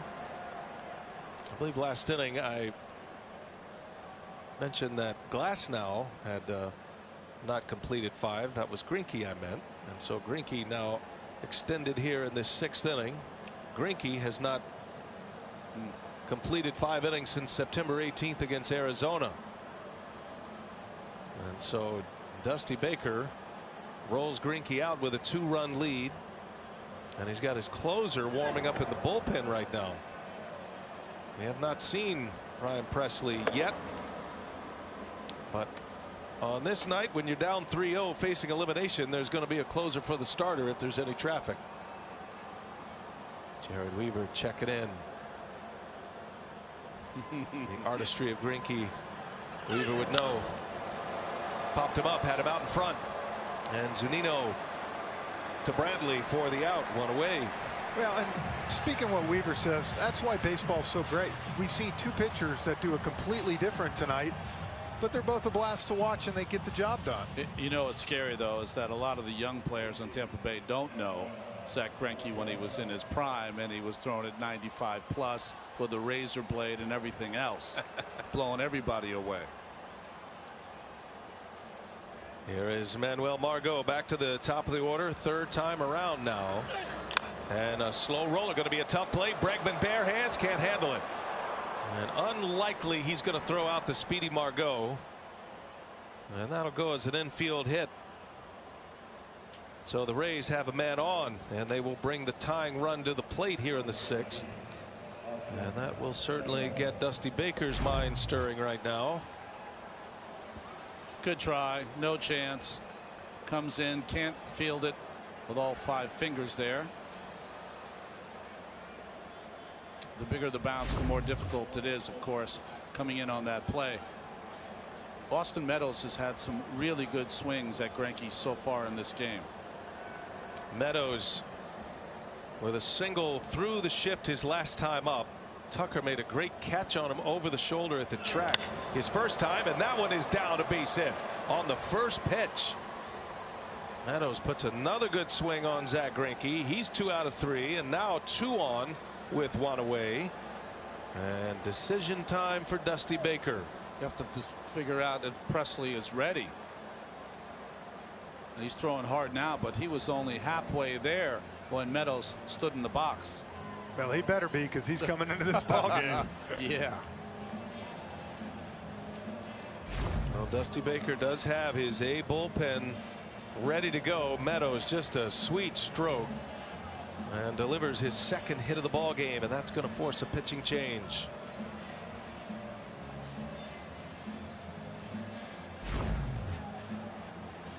Or is it? Maybe not. So this is the call, guys. Yesterday we saw Jose Urquidy kind of dealing for a while. That's right.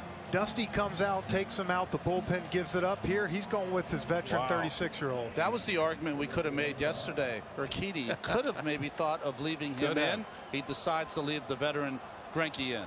Well, he might be out here for 1 more batter if he does not retire Rosarena. This is a risky move here. A Rosarena with a 2-run homer his last time up, the hottest hitter going, and Zach Greinke has talked his way to continue in this game. What a spot.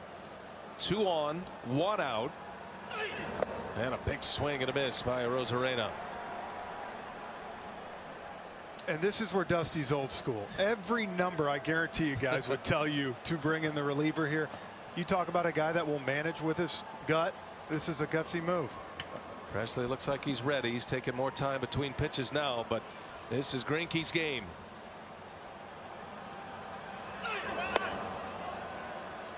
One ball, 1 strike. Guys, we've done a lot of postseason games. I haven't seen a player, and he's a rookie, have a postseason since Daniel Murphy in 2015, when Murphy had home runs in 6 consecutive games, had a hit, run, or RBI in 7 consecutive games. Well, Rosarena is the same threat. Been the most consistent hitter in the lineup. The Rays have had moments where different players have surfaced and had a big moment, but throughout the course of the postseason, Rosarena consistently has been the guy. And Arozarena fouls it away. 1 ball, 2 strikes. Arozarena's home run came on a curveball. StatCast powered by Google Cloud. Did not miss. It was a line drive missile out of here at 102 miles an hour off the bat. And that's about as hard as you can possibly hit a curveball coming in at 70 miles per hour. He's got 9 extra base hits this postseason. 5 of those are homers. Greinke's got him in a 1-2 count. 2 on, 1 away. Here he comes. Arozarena able to. Oh, he goes. Rung up. Unable to check his swing. First base umpire Tim Timmons with the ring up. And out number 2. What a huge out for Greinke right there. Came back with that hard power change that he has. He got a swing and a miss earlier in the count. And that one called by Tim Timmons. I wouldn't call that one either, just like Altuve last night. But big one. Saw that fist pump by Dusty Baker. He knows how gutsy that was, and a big out, but he's got 1 more to get right here. Look at the bench of Tampa. 2 outs. Here's Ji-Man Choi.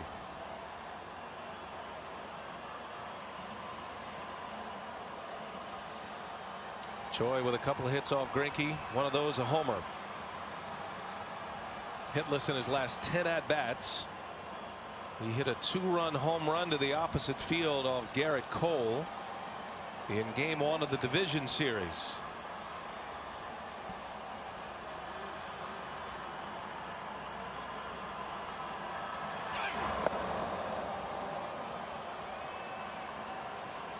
God, I feel like this is a 1981 pitching decision by Dusty Baker on how to deal with your starting pitcher. How rare is it that a manager goes to the mound and doesn't make a pitching change these days? The theatrics of it all. Goes to the mound with his closer ready. He sticks with Greinke. Will the feel win over the numbers? Choi swing and a miss. That curveball. Significant change of pace in there at 72. Choi was out in front. It's 1-1. It's really the first breaking ball that he's thrown a little harder than the other ones and kept it down.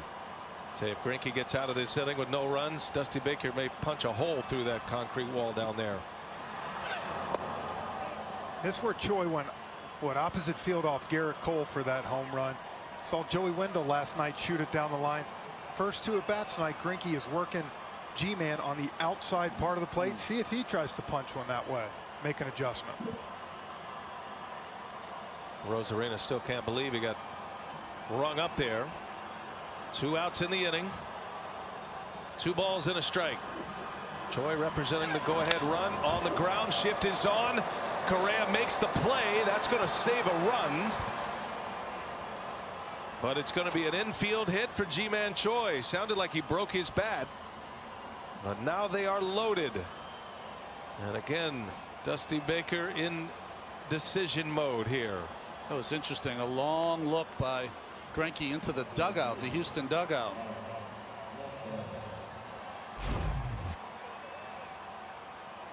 And now Greinke talking to the umpire. This just off the end of the bat, Frenchie.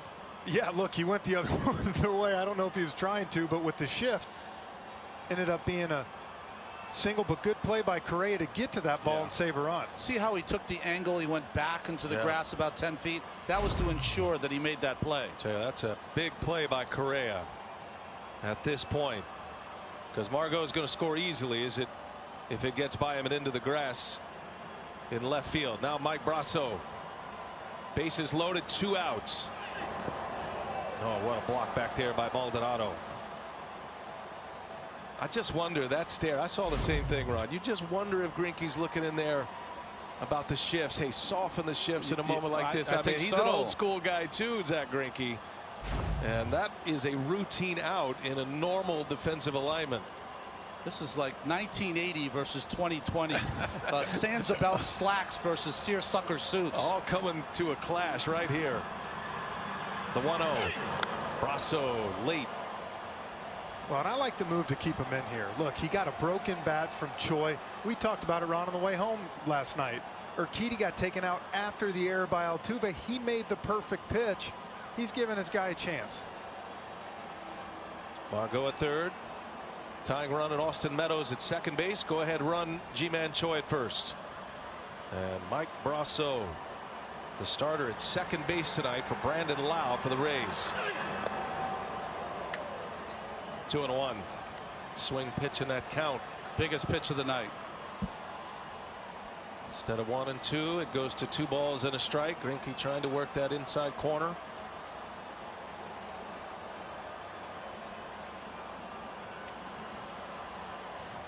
So you want to manage again, huh, Dusty? He's loving it.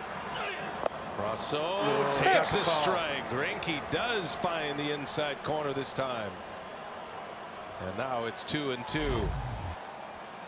Again, that cutting fastball, he starts off on the inside. Didn't really break back over. But he got the call. And now 2-2. You throw that power change now off that spot? Yes.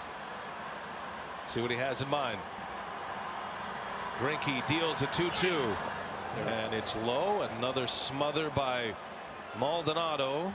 3 balls and 2 strikes with 2 outs. And now all 3 runners will get a head start here. Boy, Greinke really having a lot of conversations with the umpire. Whenever you try to get a batter to swing at that pitch, it's got to be the appearance of a strike a little longer to get them to swing, get them to bite. That one was a ball out of his hand. He's made a lot of big pitches in his long career, and now Maldonado brings in Correa. They want to talk about it. This might be a change of the signals here. The runner at second base, Austin Meadows, he's been out there a while. It'll be a change of signals. It'll also be Zach is the brightest of pitchers, and it's also a chance for him to slow it down, let Brasso think about it. I personally could never do this because the time in between pitches, my brain would explode. But with Greinke, I think he can stand out there, slow it down, almost like it's a stall. Yeah. Well, he's been dealing with a sore arm after his wild card game start against Minnesota. Said he felt no pain before his Game 4 start, and he said he's good to go. Runners go. The pitch on the way, and a swing and a miss. He struck him out. Oh, the riverboat gambler Dusty Baker lets it ride, and Greinke pays off for him.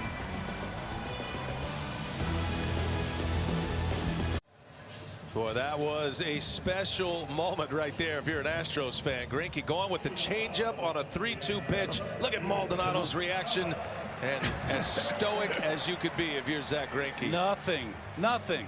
Yeah, Dusty Baker, he went out to the mound. He decided to stick with Greinke. Finally get a smile out of Zach Greinke. That might be the first smile in 10 years from Zach on the mound.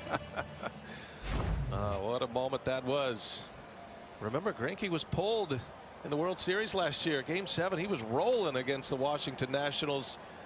He got his chance to remain here tonight when the closer was ready to come into the game. And now that Greinke has pushed his way through 6 innings, that'll be the end of his night most assuredly. We've got Javier loosening in the bullpen now. Boy, that was special. Now Glasnow returning, starts his 6th inning. It was fun because it's never seen. Alex Bregman. 1 ball, 1 strike on Bregman. He'll be followed by Correa, then Tucker.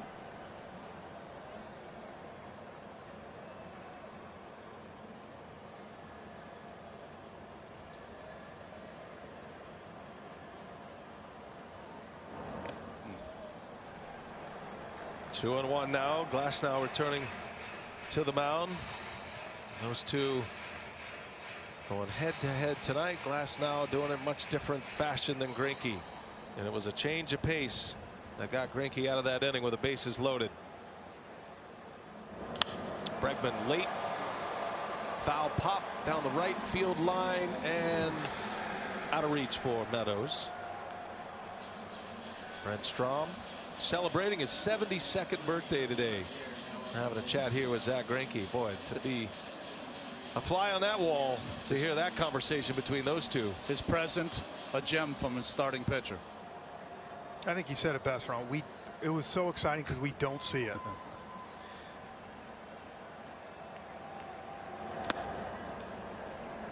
Cannot wait to hear from Dusty Baker after this game to hear the dynamics of that. Did he intend on taking him out when he walked to the mound? Did Greinke talk his way back in, or was Dusty just out there for a little drama and to make sure, maybe give him a breather if nothing else? But another little tapper. That's going to be a tough play. Zunino fires, no chance, and throws it away. Backing up Meadows, and Bregman will retreat. Infield hit for Alex Bregman, and wouldn't you know it, one of the softest hit batted balls he's had in this series, and it goes for a hit. He's been hitting bullets everywhere. The issue for Zunino here is that he was going to get to it, but Glasnow got a little bit in his way and kind of stopped his momentum. But that's a ball you got to put in your back pocket. And I got to give a little love to Austin Meadows for being over there. In this day and age where you don't see a lot of outfielders moving back up, if he's not there, Bregman's going all the way to third. Bregman did turn. He was headed there, and then he saw Meadows and held his ground at first. So an infield hit. Here is Correa. If you're the Astros right now, I mean, you're thinking about a knockout punch here in this 6th inning after what Greinke just gave you. Yes. There is Alvarado. That's a big piece to the Rays bullpen that they're getting back finally. And we'll see him shortly. Roller out to short. Adames on the bag. Throw to first and a double play. Willy Adames 2 for the price of 1 on a 6-3 double play ball. The MLB postseason on TBS is brought to you by DraftKings, the official daily fantasy partner of Major League Baseball. Download the app to try it free today, and by HBO Max. Stream all new originals, movies, and more. The Tampa Bay Rays just turned their 6th double play of the series. 5 of them have been on the first pitch, and there have been some rally busters with double play balls so far. That's a big one there for Glasnow. 2 outs. Here is Tucker.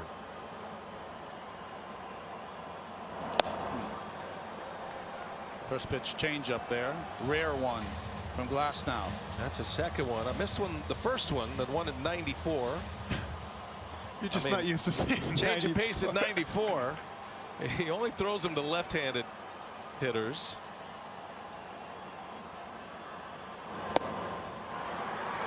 Got an assist from the great Brian Anderson on that. The other Brian Anderson. The other one, the real one, let's say. Rays fans know well. Terrific TV analyst of the Tampa Bay Rays.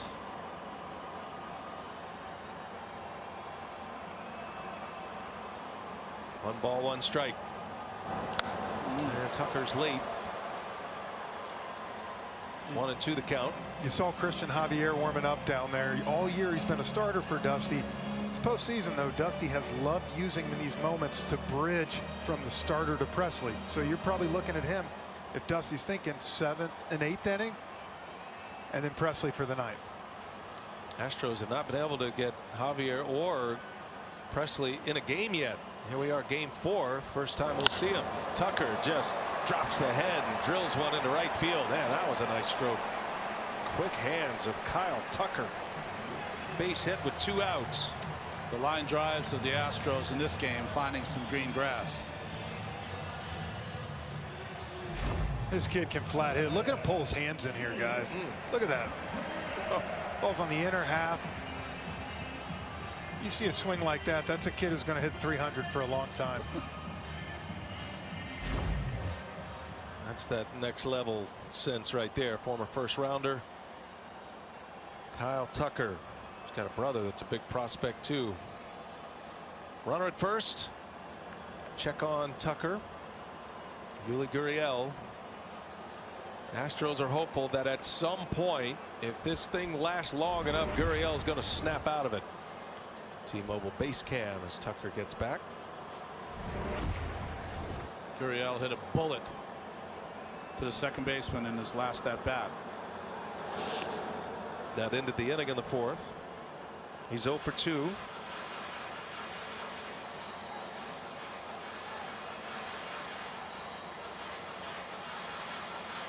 Glasnow really doing a job of trying to keep Tucker at first.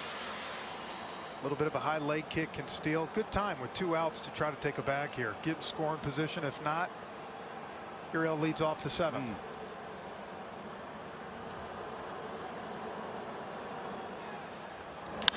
On the ground, nice easy hop for Adames. He'll go the easy way to second, and that will retire the side. Couple of hits given up, but a double play ball. Glasnow through 6. 4-2 Astros. We go to the 7th inning.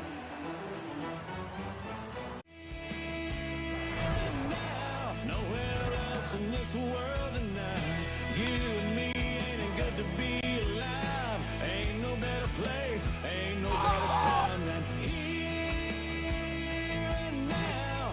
Everybody's waiting, but they're waiting on what? Better get to living, cause all we got is here and now.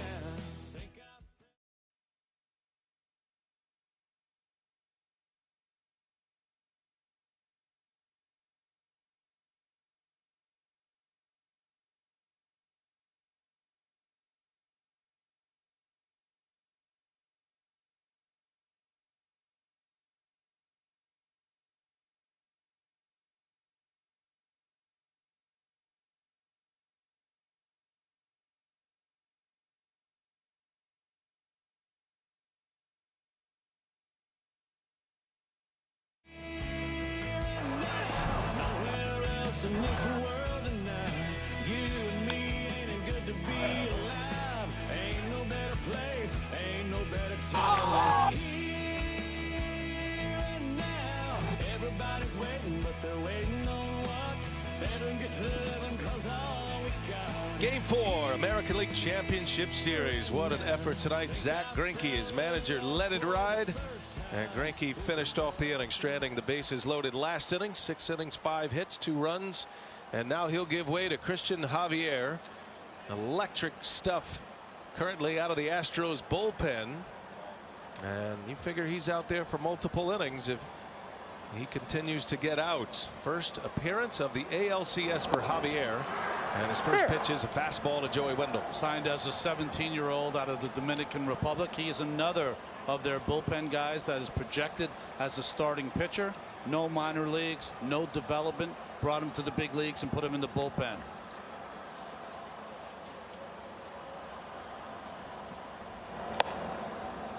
Unscored upon in the postseason. 6 1/3, 3 hits allowed, 8 punchouts. And he's been in that role that managers love to have right now, a versatile reliever that you can use at any count or at any spot in the batting order. Just use him when you need him.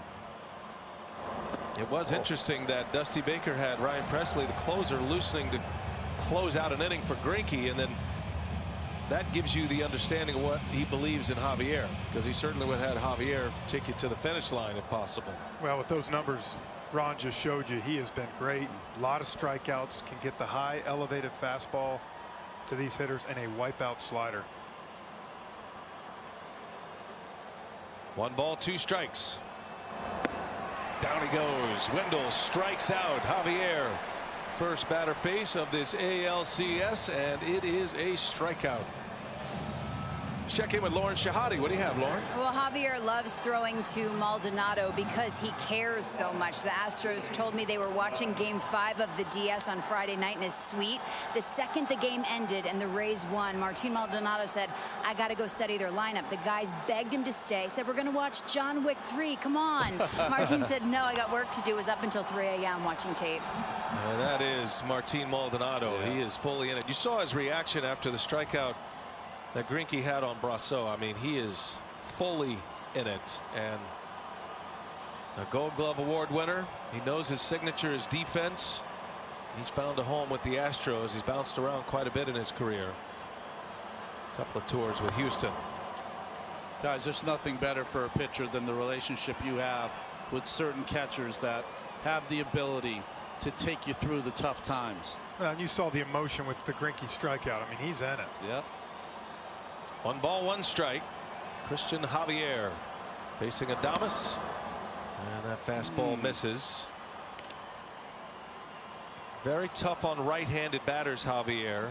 Right-handers hit just 101 against him this season.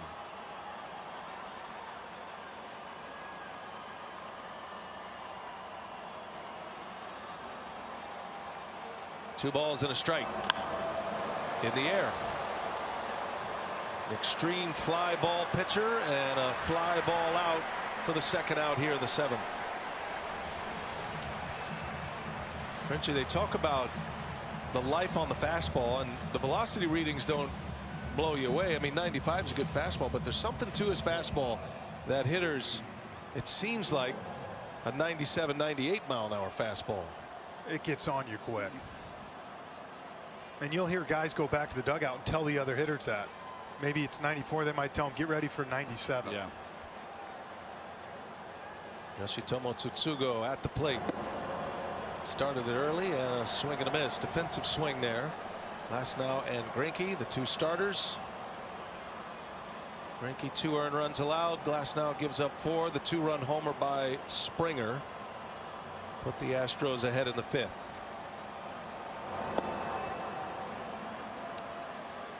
Greinke a free agent after next season.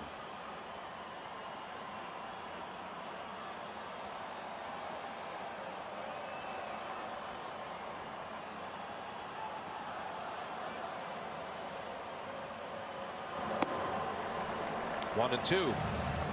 Kevin Cash was talking about Tsutsugo, about his inability, not inability, but it was hard for him to get used to the velocity. Not the 95 plus on a daily basis, but that every night there were 3-4 pitchers he was facing every night that threw 95 or above. On the ground, that hits Javier. Ricochets toward third base. That'll be a base hit. Yoshi Tsutsugo with an infield hit. Able to center that one up. Hits the pitcher. His first hit. Tsutsugo 0 for 2 prior to that one, and a base runner for the Rays brings a tying run to the plate.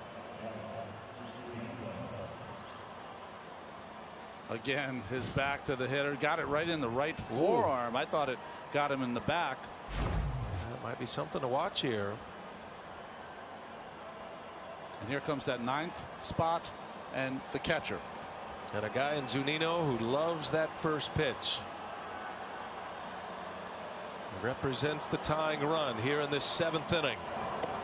And Maldonado, as Lauren said, has done his homework. First pitch breaking ball. Zunino this season, including the postseason, 16 hits. He's had 16 RBIs, 10 extra base hits. He's had 3 home runs this postseason. Let it loose, 1-1 the count. Well, that's the thing. The first 3 games we've seen the Rays not necessarily tearing the cover off the ball, but every time they've had the opportunity, they seem to be getting the big hit.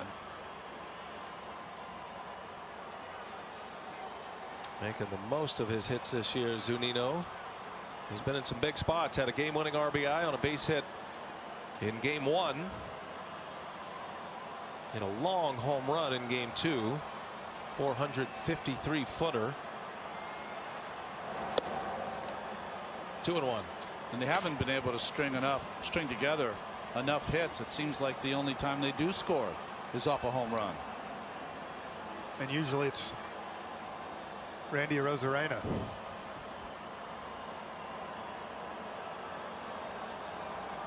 Four-2 Astros lead. 2 outs, 7th inning. Tsutsugo at first. Zunino pops it up. Just into foul territory. Gurriel will put it away. Christian Javier holds serve. Still 4-2. Astros lead. Stretch time in San Diego in game 4. This copyrighted telecast is presented by authority of the Office of the Commissioner of Baseball and may not be reproduced or retransmitted in any form, and the accounts and descriptions of this game may not be disseminated without express written consent. Steal a base, steal a taco is back. If someone steals a base this World Series, Taco Bell's letting all of America steal a free Doritos Locos Tacos. Steal a base, steal a taco only at Taco Bell. Well, here is a big arm for the Rays to get back on the mound. Jose Alvarado. He's been out with a shoulder injury, Ronnie. The ERA, gave up 4 runs his last time on the mound, and now he's back for the first time this postseason. Yeah, left shoulder inflammation, hasn't pitched since August 14th, but a big arm. And his first one out of the bullpen, 98 miles an hour. Ledmus Diaz pinch hitting for Josh Reddick. That's all Tampa Bay needs. Another arm. This was a priority 1 for Kevin Cash here tonight, to get Alvarado back in the mix. He's been working hard to come back from that shoulder injury.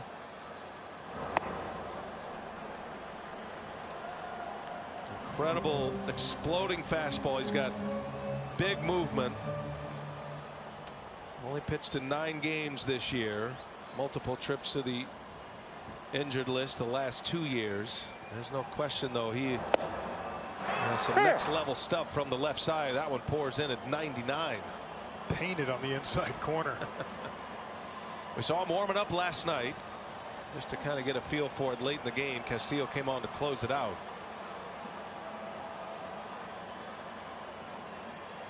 He's part of the stable of guys that Kevin Cash has branded. 1-2 pitch. With Alvarado in, guys, it makes it official. This is the first game in the American League playoffs that both starters went at least 6 innings.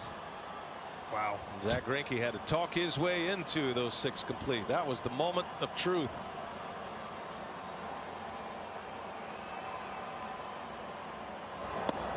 And a called strike 3, 99 mile an hour gas. Alvarado with a strikeout to start it. His first batter faced of this postseason. Alvarado's got the arm. He's got the stuff. The only issue, will he throw strikes? And he certainly did here to Diaz. Right down the middle. If you stay there at 99, bottom part of the zone, you're not going to get hurt. Yeah. TBS Total Motion presented by Progressive. Looks fast even in slow motion. You're pretty funny, B.A. Dad jokes. Dad jokes? Outside corner. I tried to get Brett Phillips laughing today. That's the guy I really want to get to smile and to laugh. That's the best laugh in the big leagues. Google it if you need a good chuckle today. That one zips in 99. That's in there for a strike. 1-1 the count on Maldonado. Seems like it's been a very uncomfortable at bat for these last 2 hitters. Yeah, I think Maldonado's been key tonight, not only navigating Greinke and Javier through this one, but also a walk and a single. He has scored twice out of that 9 spot in the batting order. I mean, you see him jumping out of the way that your mind, Frenchie, is telling you that's coming at your knees, but he's got enough zip on it. It sinks back over the plate. And I'm sure these Astros hitters are saying exactly what you're saying, Ron. We've been preparing for all these other guys, and now this guy's coming in the game. Stable, maybe bushels.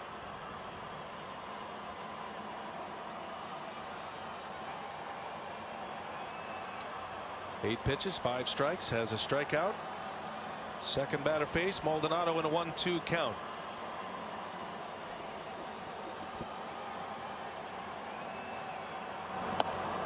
He jumps again. That one didn't miss by much. Might have got a break with a call there.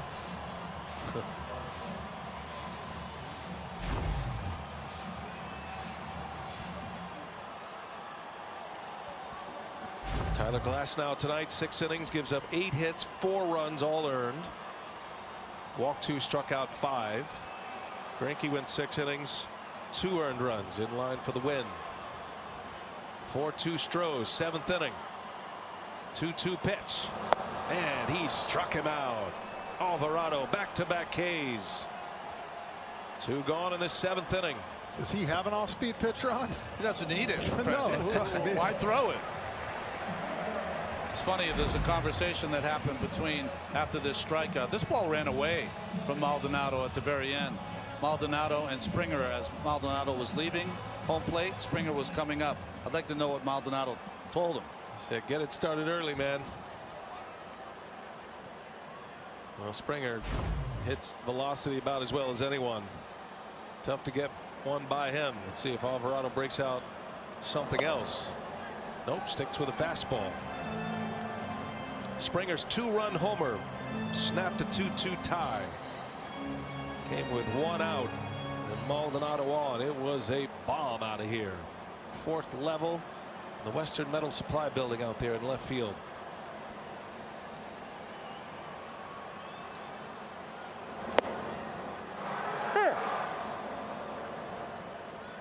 Inside the Numbers presented by DraftKings. One of the hardest hit balls of the night. George Springer 109 off the bat with that single, his first time up, and then they're 111 off the bat, that home run with the launch angle that sent it up there into the night.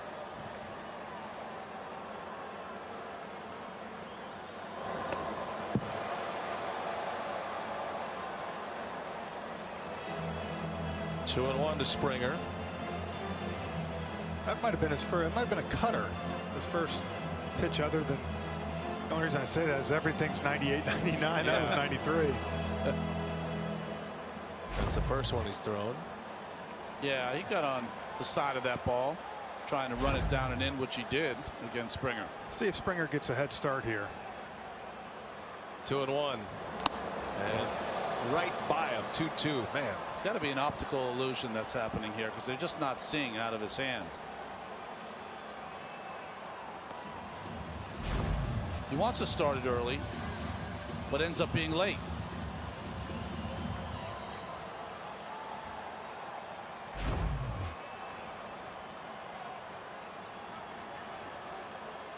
Jose Alvarado. Been over a month since he's been on a mound competing. 2-2 pitch to Springer, and can't get it to come back. 3-2 the count. Brantley due next. Looking ahead to the Rays' 8th inning. They'll have the top of their order. They do have bench bats available. Brandon Lau still available to hit. Margot, Meadows, Arozarena coming up. If the fastball's down, watch for Springer to hammer it. If it's up, it's going to be tough to get to. Payoff pitch. Zunino set up right down the middle, and little jam shot that is going to fall. A base hit. George Springer muscles one into left field. A 3-2 single with 2 outs, and the Astros keep the inning alive here in the 7th. Guys, this tells you how good his fastball is. George Springer, one of the best fastball hitters in the game, is ready for it and still gets jammed. I don't think there's anything different from that pitch and the pitch he hit off glass now in the 4th deck. And the first base runner against Alvarado.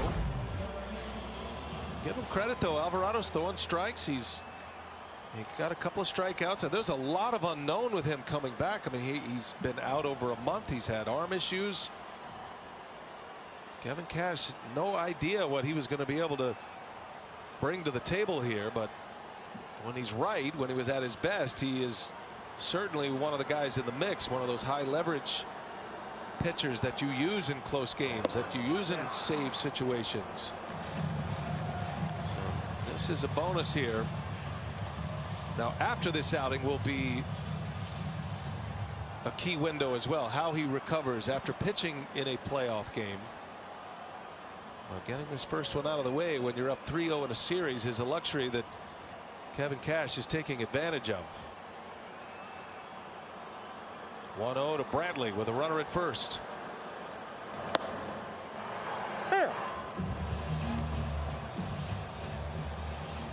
Altuve due next. Dusty Baker flip-flopped these two in the lineup tonight, and it's paid off. Brantley with a walk and a single. Altuve with 2 hits, a home run, and an RBI double.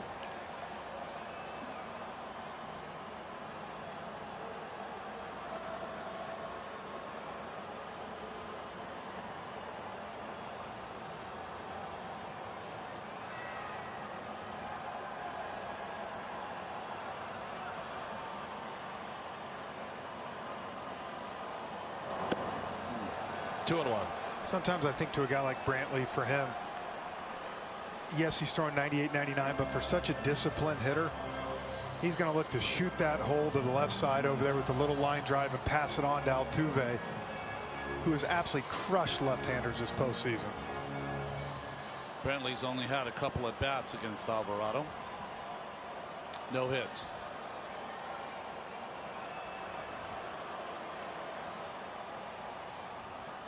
Mostly fastballs for the big lefty.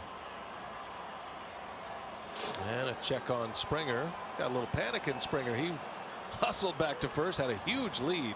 Surprise Springer and Choi. Woke up G-Man over at first base. Look out, coming your way. T-Mobile Base Cam, connecting you to America's largest 5G network. 2-1 to count. Looks like he wants to run. Long pause. He stays put. Bradley fouls it away.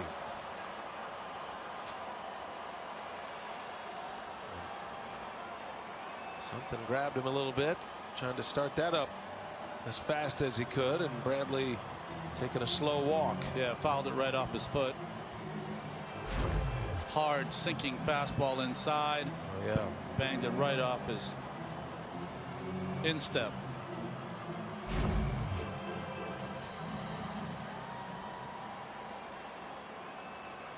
What a terrific player Bradley's been. 12 years in the big leagues, been an all-star 4 times. .297 career hitter. Made a run at an MVP award back in 2014. He finished 3rd. He was the player to be named later in the CC Sabathia deal with the Milwaukee Brewers. Milwaukee traded him to Cleveland, had a great career with the Indians before signing a 2-year deal with the Astros. 2-2 the count. Springer at first. 2 outs. And another foul ball. Got him again. Same pitch, same spot. Expletive deleted. You know, it's a little different lineup here for Dusty Baker tonight. Same spot, maybe. Yes. Oh. Ouch. Exact same spot. Brantley in the 2-hole. Altuve in the 3-hole. He said he had a flashlight lineup change. They asked him, what was that? He said, well, his wife said he can't turn on the light in the middle of the night anymore and wake her up, so she gave him a flashlight. So if he had an idea about a lineup change, he could just turn on the flashlight and make the change.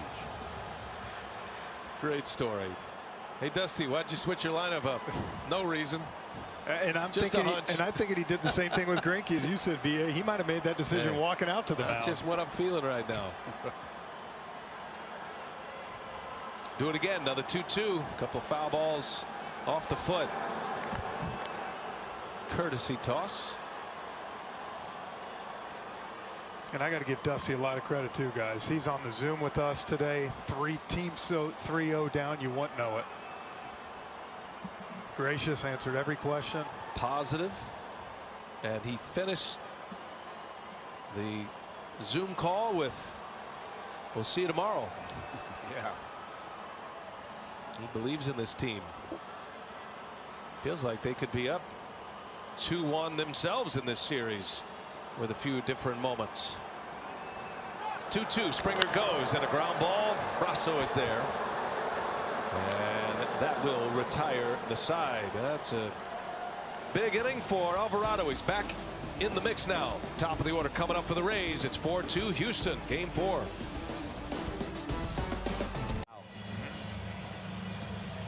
Aerial coverage provided by Goodyear. Whether it's the 7th inning stretch or a long stretch of road movement, takes us further. Goodyear, more driven. Beautiful night, San Diego, California. One of the 2 MLB bubbles in play. Miles Straw will enter this game in center field. Brantley's out as the Astros tighten up their defense here with the lead. That moves Springer to right field, which moves Kyle Tucker to left field. So Tucker, Straw, and Springer back on the mound. Starting his 2nd inning of work is Christian Javier, and he's got the top of the Rays order coming up. Margot, Meadows, Arozarena.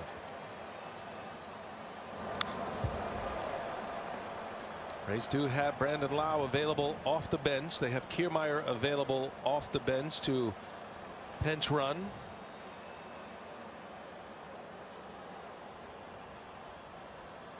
Astros jumped ahead with an Altuve homer in the first, added one on an Altuve double in the third. It was 2-0. And then Arozarena with a 2-run home run in the fourth to tie it.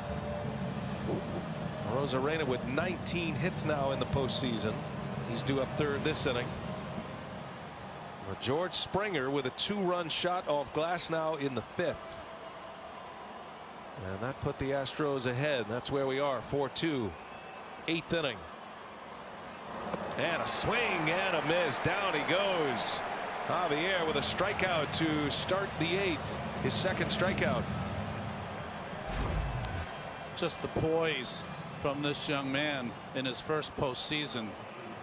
And his electric stuff has just been fun to watch, Frenchie. Yeah, if he gets Meadows and Arozarena, Ron, I know you got Presley down there, but if you're Dusty and you've kind of gone with your gut all night, you leave him out there? You got to think about it, right? Yeah, the way he's pitching. And as you said, between innings, he's burned him for tomorrow, being a starter. Here's Meadows. Takes a strike. I mean, it would be the unconventional move, but that's all we've seen tonight. So Right. why not? Well, Presley was up and throwing, remember, in the sixth inning. So he was fully loose and ready to come into the game. Meadows pulls that one foul. That was the big moment of this game. Presley was ready to try to get out of a mess, potentially. Greinke was left out there after Dusty Baker went to the mound. And Greinke made the move pay off. Got a big strikeout with the bases loaded in the sixth inning. Maintain that 4-2 lead, and that's where we sit here in the eighth. Meadows with 2 hits tonight. 1-2 the count. It's the first pitch he's overthrown since he's come in. It's remarkable when you're a young pitcher in a game you have to have in the postseason. 1 ball, 2 strikes. Meadows gets under it. Fly ball to left. Tucker's over there now. And there is out number 2. 5 outs recorded for Christian Javier. A reminder, 1 in 5 kids in the U.S. may not be able to afford to play Little League. So we're encouraging you to text Little League to 313131. T-Mobile will donate $1 to their Little League call-up grant program so our kids can keep playing ball. That's a 2-run lead for the Houston Astros. Randy Arozarena will step in with nobody on. And this is what you wanted. Nobody on facing him. Even if he hits the solo shot, you're still up 1. Takes a strike. Employing a different strategy with Javier. He was stepping out. Didn't ask for time. He was just stepping out. 0-2 the count. 3 Tampa Bay Rays have posted 9 extra base hits in a postseason. Evan Longoria, Melvin Upton Jr., both coming in the 08 season, and Randy Arozarena this year.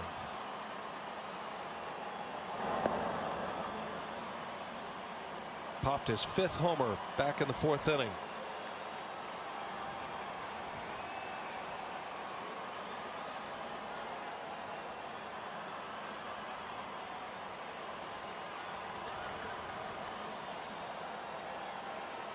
One and 2 the count. 2 men are out.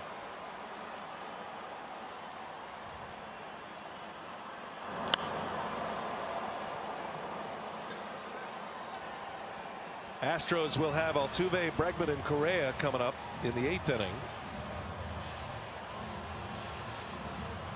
Alvarado with a scoreless frame, returning from injury.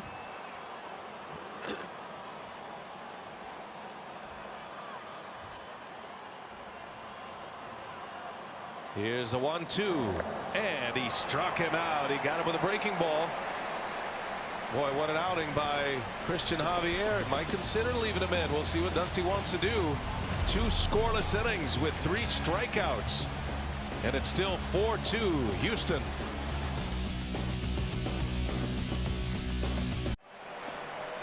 Well, got another close game between these two teams. 4-2, bottom 8. Astros, the home team, they're coming up. And the 6'10" right-hander Aaron Slegers is on to pitch. He pitched in the 4th game in the ALDS against the Yankees. There he pitched in the 8th inning also and gave up 3 hits. First appearance in the championship series. Slegers will have the middle of this Astros order. Altuve, Bregman, Correa coming up. Altuve's had a big night at the plate. Solo homer in the first, his 3rd of the series. RBI double in the 3rd. He's had to make just 1 throw tonight, and it was a good one. You saw the numbers there. He was hitless in the wild card series. He's really found his stroke as he got into the division series against the A's, the last few games in that series, and then he's carried it over here. Well, I'm pretty sure every Astros and A's player in LA found their stroke out there. That's a good environment to hit. They say hitting is contagious, Frenchie, and I think there was a breakout there in Dodger Stadium. They hit 24 home runs combined, the two teams, 12 apiece in 4 games. Altuve showing bunt with the shift on, maybe trying to push one. Good play.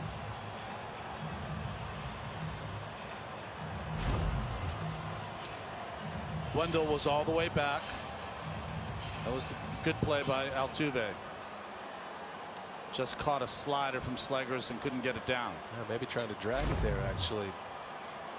1-2 pitch, and Slegers misses. Slegers does not have the overpowering fastball, but at 6'10", where he's letting the ball go, especially standing on top of the mound, I mean, it must be like you're looking up into the second deck. It's like he's letting it go from 46 feet. The beauty of the game summed up in that image right there. The 6'10" Slegers, you got the 5'6" Altuve in his spikes. Altuve, major threat at the plate in the first innings, and he adds another first inning home run tonight. And that's when you know you're going good. You pull the fastball up, off speed pitch, you're able to drive it off the right field wall. Been an MVP. He's got a Gold Glove. He's won 3 batting titles. 6-time All-Star. Jammed a little. Fly ball center field, and Margot makes the catch. Out number 1. Altuve is retired. Say Major League Baseball encourages fans to take an active role in their communities. Make a plan to vote this election season. Visit MLB.com/vote to learn more.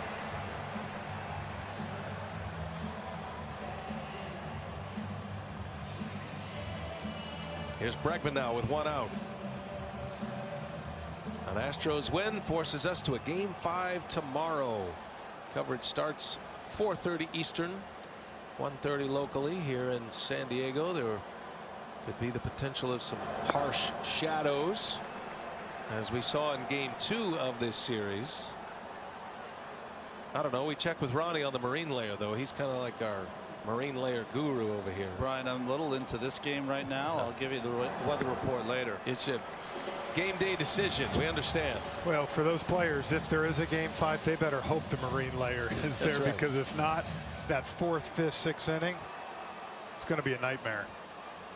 The Astros may not have 18 more hours in my room. I'll have plenty of time to figure it out.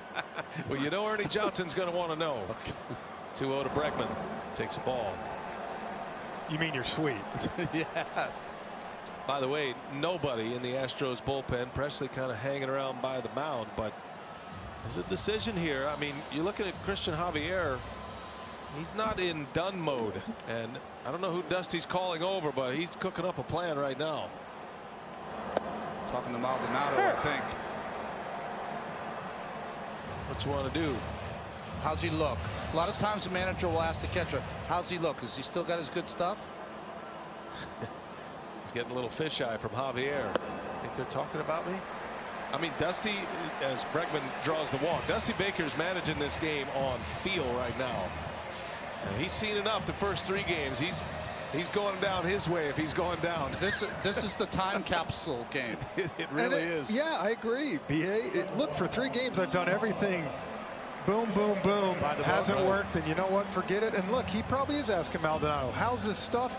And I've always said a hitter will tell you how a pitcher's stuff is. And watching the slider swings that they got from Margot and Rosarena, to me, his slider's good.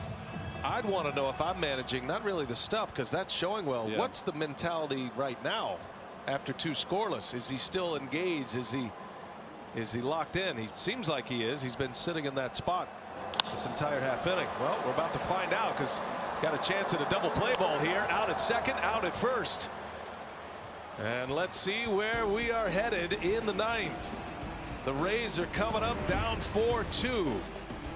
A double play ball, another one. Brasso, Adames to Choi. Last call for the Rays. Who's it going to be for the Astros?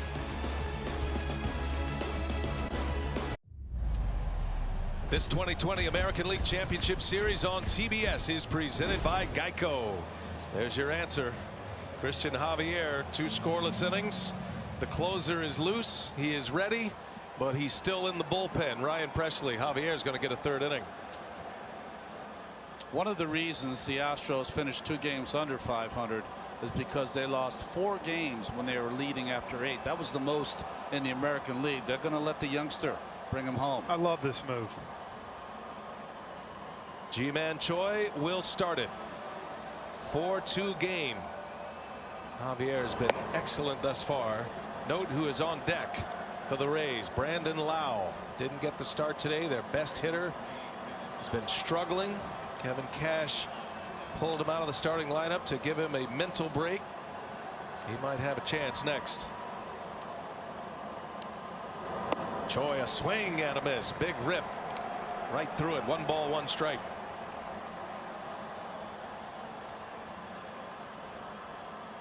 Last time Javier was on the mound was game 4 against Oakland. That was October 8th. It's been 6 days. Went 2 1/3.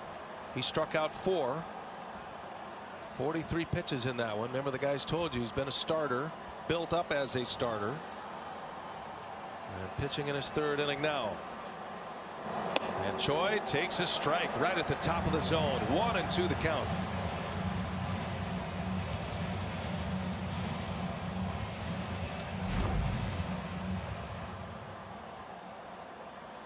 Home plate umpire Chris Conroy like this. Most of the umpires we've seen behind the plate in the postseason here in San Diego have been spot on. Javier's been cool and calm. Lives in the upper half of that strike zone when he's right. Here's the 1-2. Choi down the left field line. That is slicing. That is a foul ball in the seats. Count remains at a ball and 2 strikes. Christian Javier's got a scoreless inning streak going right now of 8 1/3. And he has been that wild card weapon for Dusty Baker in this postseason. Some discussion about him potentially starting a game, but he's been more useful for them out of the bullpen in any scenario. He's got a chance to finish this one off. 1 ball, 2 strikes on Ji-Man Choi. Well, Martin Maldonado knows these guys, and after right. the AL wild card with Valdez and Javier coming in and doing what they both did that game, he talked about it and said the moment's not too big for these guys, and we've seen it from both these guys. Been very effective all postseason. Signed in 2015 out of the Dominican Republic. He's an older player too. He's one of the many that the Astros signed. You think about how great 15 was for their player development, that incredible draft, and then a number of players that they signed. Javier signed for $10,000 at 18 years of age out of the Dominican Republic. Talk about a return on investment. 3-2 pitch. And that's ball 4. Oh, and the screws are tightening now. Javier walks Choi. Dusty Baker quickly on his way to the mound. There will be no talking into staying at this point. With the tying run coming to the plate and the closer ready in the bullpen. Dusty Baker will take the ball from Javier. He rolled the dice with that one.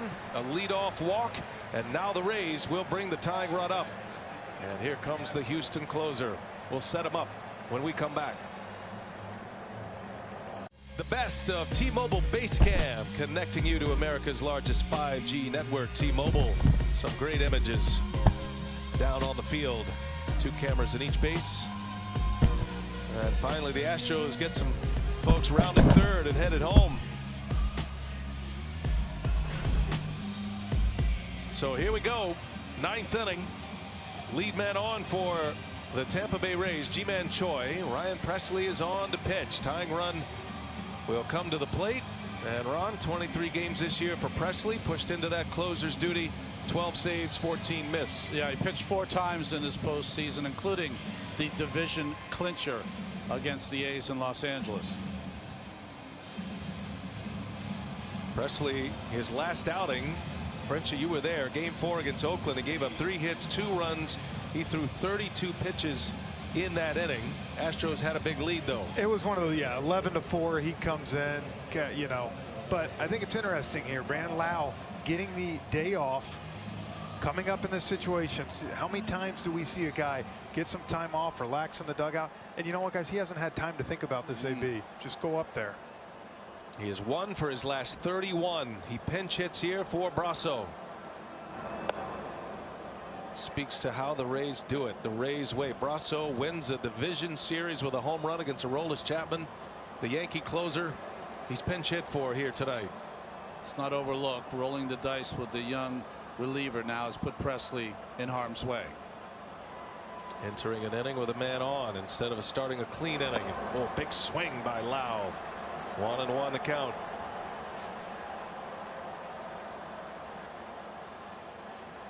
Lau had a monster regular season.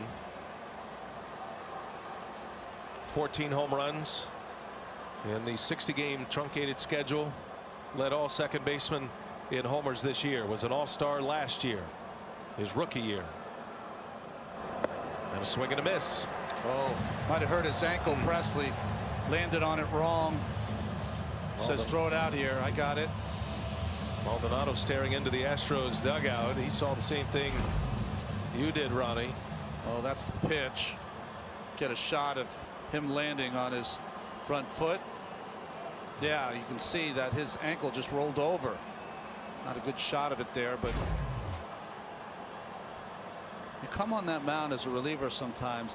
You're catching what, 4 or 5 pitchers that pitch before the holes they make in front at their landing spot. And the guy just before, 6'10" in Sleggers. Lau, a swing and a miss. Presley comes right back, gets a strikeout. That's a big one for Ryan Presley. Steady diet of breaking balls, and Lau's gone.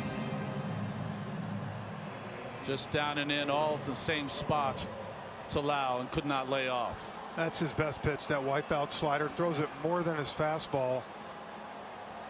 You used to see more cutters from Presley, but it's kind of morphed into a good hard slider. TBS Total Motion presented by Progressive. A key out, 1 gone. Here's Joey Wendell now. And a strike. Yeah, it's such a crowded pen last year with so many good arms. He kind of was a guy you didn't think too much. He was an all-star last year with a 2.32. Roberto Osuna, the closer. Osuna out with an elbow injury. Might require surgery. Done for the year. Presley put into that closer's role. That one's on the ground. Got a chance to turn it here. Altuve to second. Good throw there. Correa's return not in time. Oh, Altuve threw it right to the spot. And if you're paying attention to this series, seeing Altuve throw the ball, that could have ended up anywhere, but he made the big play right there. Out number 2. No challenge. It was very funny. After that play had ended, Altuve spent the entire time watching the replay on the big screen. Almost same exact spot, guys, yesterday that he spiked it to Correa and started the 5-run inning that got the Rays game 3 today, made the play. And I think because he made such a sure throw, it took him out of the double play. Wendell runs well, beat it out. Gives the Rays a chance here. Here is Adames. First ball swinging late, fouls it away. Remember in the division series last year, Adames hit 2 home runs against the Astros. Has not gone deep yet in this postseason.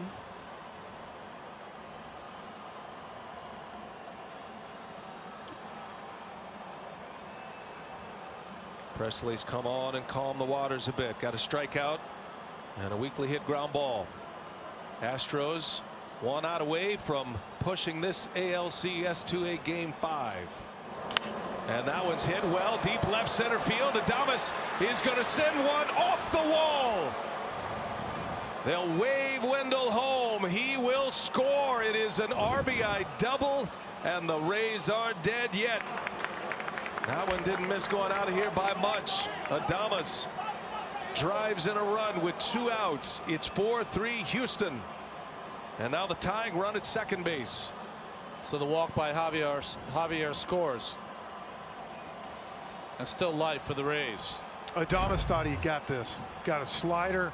This was a hanger that he threw him here. He threw him 2 hangers, Frenchie. He did, and I'll tell you what, I thought this was gone 2 off the bat, but he went to the actual deepest part of the park there in left center and hit it off the bottom of the wall.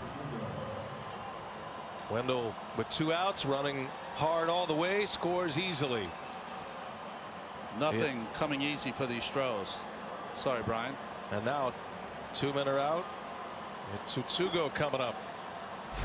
Now that Rays dugout thought they may have seen a game-tying homer. Adames carries the tying run now. Here's Tsutsugo. One of the great power hitters in Japan the last decade.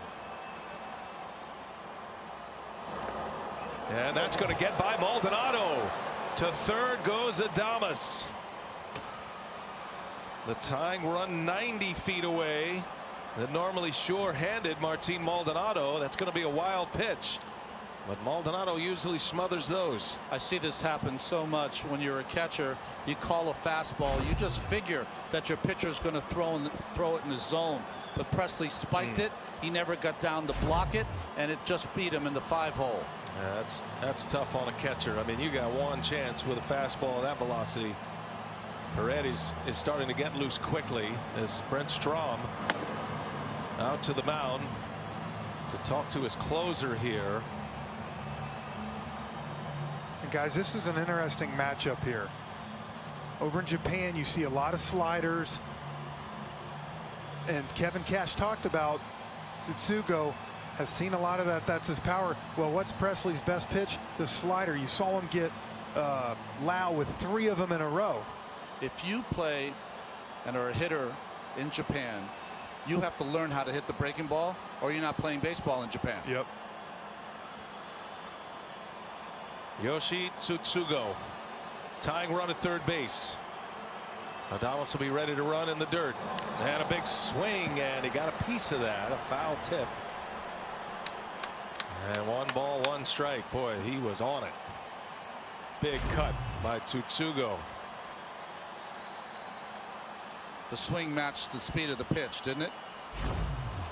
Yes, it did.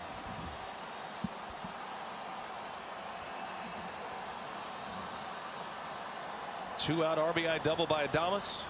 It's a 1-run game. Adames now at third. 1-1 the count. Tsutsugo a swing and a miss. That time Maldonado blocked it well. And Adames has to stay put. Big play by the Astros catcher. Well, this is more like the Maldonado we know, right? Good block, kept it in front. Kind of a wild swing there by Tsutsugo.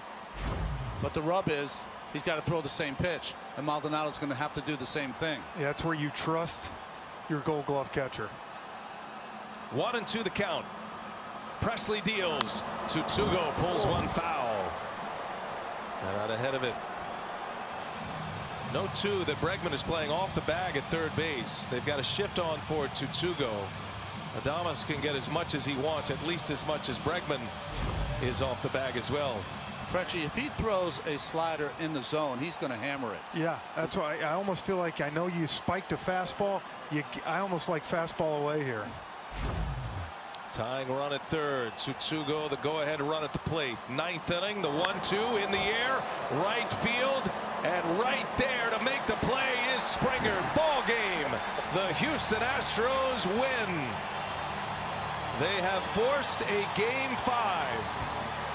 Tsutsugo hit it hard, but right at George Springer. And this time a line drive out finds an Astro glove. Just an incredible effort by Zach Greinke. His first win in the postseason since 2015, and lots of heroes for the Astros offensively. And gutsy performance by Dusty Baker, going with a little outside the box tonight, and it worked out for him. And the huge out by Presley. Slider to Tsutsugo, just got it off the end of the bat. They survive one more day. Greinke beats Glasnow. Presley save number 1. 4-3 final score. Dusty Baker is going to have a whole lot to say about this one post game today. And this series will go to a Game 5 as the Astro bats come alive here tonight in Game 4. Started by Altuve, his third first inning home run. Then he drove in the second run with a double down the right field line. And then Frenchie George Springer unlocked it with that ball. You get two of your guys that are your go-to guys with Altuve, Springer. They come up big, and the biggest game of the year for them. George Springer standing by with Lauren Shahadi. Take it away, Lauren. Thank you, Brian. George, what did you see on that Adames hit in the 9th? He hit it pretty good. I think he topspun it, or he topspun it a little bit, but you know, thankfully it stayed in the ballpark. When did you know your home run in the 5th was fair?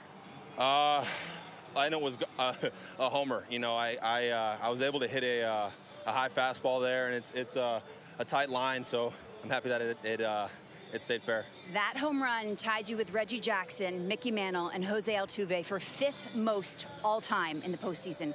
What's your reaction to that company? I don't really know. You know, I don't really have one yet.